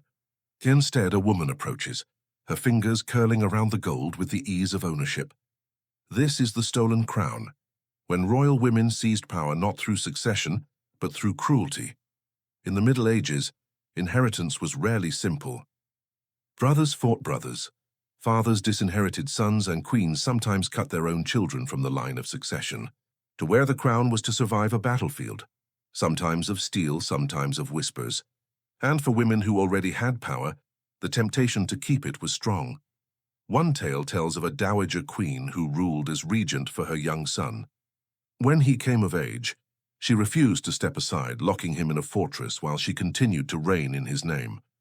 Chroniclers disagree. Some paint her as a protector, others as a usurper. But the image is chilling, a mother turning her own child into a prisoner for the sake of a crown. You picture her now, smiling in court while her son paces in captivity. She assures the nobles that all is well, that she rules only until he is ready. But behind closed doors, she clings to power, unwilling to surrender. Her cruelty is not in open violence, but in the slow suffocation of her heir's destiny. Other accounts speak of sisters stealing thrones from one another, forging false documents, bribing clerics, or simply declaring themselves sovereign while rivals were silenced. Some succeeded, reigning for years. Others fell, remembered only as grasping usurpers. Historians still argue which stories are truth and which are cautionary myths, but the fact they survive suggests that crowns, once stolen, left long shadows. The cruelest theft wasn't always of kingdoms. Sometimes it was of memory. A queen might rewrite records to erase her rival's reign, chiseling names from stone, burning charters, declaring herself the only rightful ruler. Imagine being a child grown old, knowing your place in history was stolen not with a sword, but with an ink stroke. You glance at the crown again. It gleams, but it feels heavier than iron, its weight pressing against the air itself. The woman lifts it slowly, places it on her head, and in that moment the hall trembles, not with applause but with fear. The crown does not bless her. It condemns her, binding her to cruelty she cannot escape. The image fades, but the echo of stolen authority lingers. Ahead you see a faint glow, not from gold, but from jewels shimmering unnaturally in the dark. They are too bright, too sharp, and you realize these adornments aren't mere ornaments. They are weapons waiting to strike. The echo of the crown fades, and in its place you see a faint shimmer, jewels glowing in the dark like eyes of hidden beasts. You step closer, and the glint sharpens into necklaces, rings, and brooches spread across a velvet-lined table. But their sparkle feels wrong, too sharp, as though each gem has teeth. This is venomous jewelry, ornaments designed not to adorn but to wound. In medieval courts, jewels weren't only treasures, they were tools. Queens and noblewomen wielded them as symbols of power, gifts of loyalty, and sometimes instruments of cruelty. Whispers tell of poisoned rings, pendants filled with mercury, clasps dusted with arsenic. The beauty was the disguise, the venom hidden in plain sight. One story tells of a princess gifted a jeweled comb. She wore it proudly until her scalp blistered, her hair falling out in clumps. Some said it was cursed. Others believed poison had been worked into its polish. Historians still debate whether it was accident or malice, but the tale lingers because it captures the perfect cruelty. Beauty turned weapon. You imagine the scene of a feast. A queen clasps a necklace around her rival's throat, smiling sweetly. The gems sparkle brilliantly, admired by all. Hours later, the rival coughs, weakens, her skin paling as whispers spread. Was it the jewels? And the queen? She sips her wine, her smile never faltering. Sometimes the cruelty was subtler, a brooch so heavy it dragged at the wearer's gown, forcing discomfort all night. Earrings sharpened deliberately so they cut into the skin. Rings forged with edges that left marks, reminders of ownership. Even without poison, jewels could be punishment, mocking, burdensome, humiliating. One chronicler even hints at a queen who demanded her ladies wear jewels so large and cumbersome that they could not bow without stumbling. The spectacle was entertaining for her, mortifying for them. Whether fact or invention, the story reveals how easily adornment could turn into chains. It's not so different today. Beauty still asks for pain. Shoes that blister, clothes that constrict, jewelry that weighs heavy on the neck. But in those courts, the danger was far sharper. Each glittering gift carried suspicion. Every clasp might be a snare. To refuse a jewel was insult. To wear it was risk. You glance at the table now, the jewels shimmering too brightly, their reflections like hungry eyes. One ring seems to twitch, as if eager to slide onto your finger. You pull back quickly, sensing the trap. The gems fade, their light swallowed by shadow. And ahead you hear the scrape of chains. Not iron this time, but gold. A door creaks open, revealing a chamber where children laugh nervously, unaware they are about to be bound by something far heavier than play. The glitter of poisoned gems fades, replaced by the sound of small voices echoing in a high, cold chamber. You step inside and see children, princes and princesses, chasing one another in embroidered tunics, their laughter ringing off the walls. At first it feels almost warm, almost human. But then you notice the door, heavy, barred, locked from the outside. This is the gilded cage of children, innocence trapped behind luxury. In medieval courts, children were rarely just children. They were heirs, pawns, bargaining chips, and sometimes royal women used them as both shield and weapon. To control a child was to control the future, and cruel queens made cages not from chains of iron, but from walls draped in silk and floors tiled in marble. One tale tells of a dowager queen who kept her granddaughters locked in a palace tower. Dressed in gold and velvet, given tutors, musicians, and endless toys, yet never allowed outside. They were paraded on balconies to prove the dynasty's wealth, but to the girls themselves, the world was no wider than a single courtyard. Historians argue whether this was imprisonment or simply overprotection, but the legend calls it cruelty wrapped in luxury. You picture the scene, children seated at gilded tables, plates heaped with delicacies they don't want, their eyes fixed longingly on the gardens beyond barred windows. Their lives look enviable from outside, wealth, comfort, beauty. But the truth is emptiness. They are birds in golden cages, their songs rehearsed, their wings clipped before they ever opened. Sometimes the cruelty was sharper still. A queen might withhold affection, insisting her children were too precious for common warmth. Instead of hugs, they received etiquette lessons. Instead of play, political instruction. Their childhood was not stolen, it was reshaped into performance. A smile at command, a bow on cue, laughter that never reached their eyes. Whispers tell of children used as hostages by their own kin, locked away not by enemies, but by mothers or grandmothers who feared their rebellion. It was protection, the queens claimed, but to the children it was prison, with the velvet walls only making the bars harder to see, the cruelest part. Some of those children never realized they were caged until it was too late. They grew up believing it normal, believing love was supposed to feel like confinement. Generations later, historians debate their stories, unsure whether to pity or admire them. But the truth lingers. Golden bars are still bars. You watch now as one child presses a small hand against the window, leaving a print in the condensation. His laughter falters, his eyes dart to the locked door. The room, once filled with play, grows heavy with silence, and then, faintly, you hear another sound. Boots on stone, the murmur of guards. The cage fades, replaced by a cell where older women sit together, plotting, whispering, their eyes glinting with the hunger of survival. This is not innocence imprisoned. It is the sisterhood of cruelty, where alliances are forged not by love but by shared venom. The laughter of children fades, replaced by low murmurs, sharp as knives hidden under cloth. You step into a narrow chamber, where torches flicker against stone walls. Around a table, a circle of women sit, sisters, cousins, ladies bound not by love but by rivalry. Their hands rest on goblets of wine, their eyes glittering in the half-light. This is the sisterhood of cruelty, alliances born not of kinship, but of survival sharpened into venom. In the Middle Ages, royal women often stood at once as allies and enemies. Sisters could be confidants one moment, conspirators the next. Some chroniclers even remarked that queens feared their sisters more than their rivals, because who knew your weaknesses better than family? One tale recalls two sisters who presented a united front against their stepmother, swearing to protect each other. Yet when power shifted, one betrayed the other to secure her own position.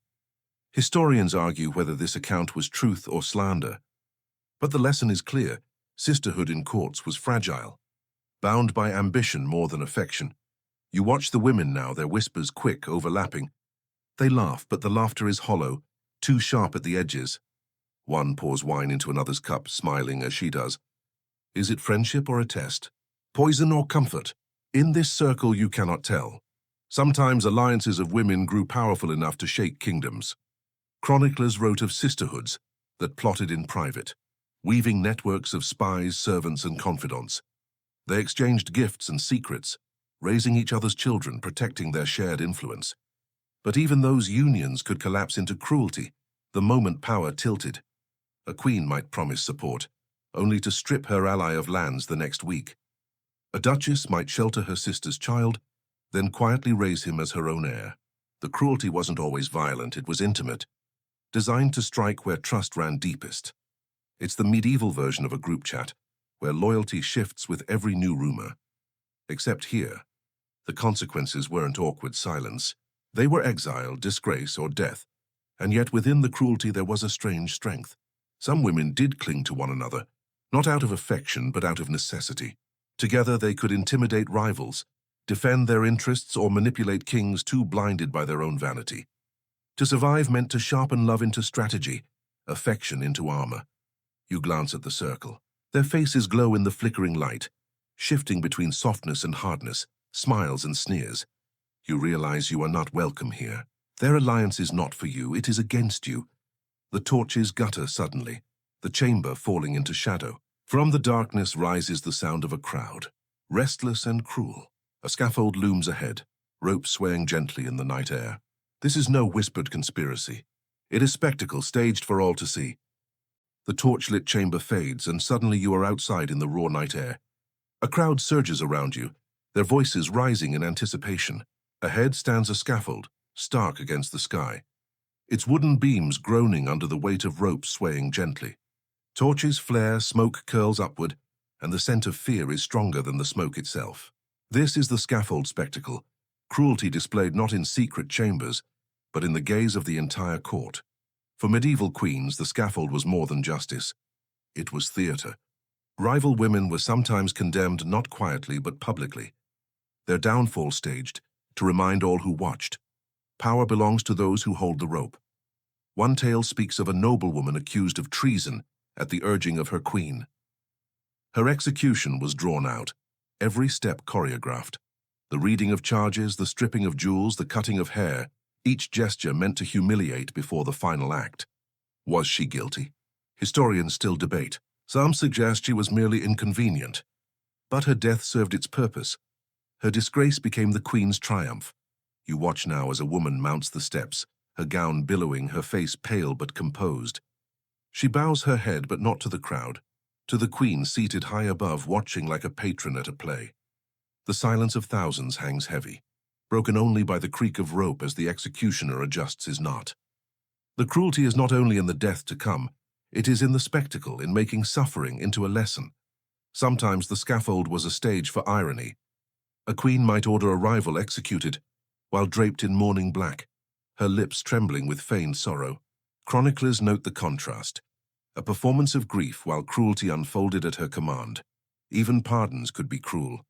There are stories of women brought to the scaffold only to be mercifully spared at the last second, their terror stretched to its limit before being dismissed. The queen's generosity, on display for all, was sharpened by the knowledge that mercy was hers to grant or withhold. You glance at the crowd. Some jeer, others weep, most simply watch with fascination. The scaffold spectacle was entertainment as much as punishment, proof that fear was currency, and cruelty the language of rule. The rope swings once, twice, and then the scene blurs. The noise of the crowd fades, replaced by silence that feels final. Ahead you see a throne, not gilded, not draped in velvet, just stark, heavy, waiting. The story is nearing its end, and the last cruelty is not in fire or rope, but in the quiet loneliness of absolute power. The scaffold dissolves, and you find yourself standing before a throne. It is not gilded with gold or jeweled with pearls. It is bare, carved from dark wood, heavy, immovable. A single crown rests on its arm, untouched. The hall is silent. No courtiers, no whispers, no rivalries, just emptiness. This is the last throne, where cruelty ends not with triumph but with solitude. You picture the royal women who clawed their way here, weaving plots, commanding spectacles, draping their cruelty in silk. They outmaneuvered sisters, silenced rivals, caged children, staged deaths, and yet in the end the throne is theirs alone. It is the paradox of power. The higher the seat, the emptier the room. One queen was said to have wept in her final days, not from guilt, but from isolation. She had silenced so many voices that none remained to comfort her. Another dowager kept her treasury locked until death, only for her hoard to be looted by men who never spoke her name again. Historians still debate whether these accounts were exaggerated, but the image endures. Cruelty consumes its wielder too. The throne before you feels cold, almost damp. You reach out, but hesitate. To sit here is to inherit not only power, but every shadow that clings to it. You realize that cruelty, dressed in crowns and velvet, always ends the same way, not in glory but in quiet. So now, let the pace slow. The echoes of laughter, the clatter of dice, the hiss of serpents, let them fade. The halls dim, their torches extinguished one by one. What remains is a hush softer than silk, heavier than stone. Close your eyes. Feel the quiet settling over you like a blanket. Let each breath lengthen, each thought dissolve. No daggers, no whispers, no thrones, only stillness. And as the story drifts into silence, let sleep take you gentle and deep. End of script. Sweet dreams.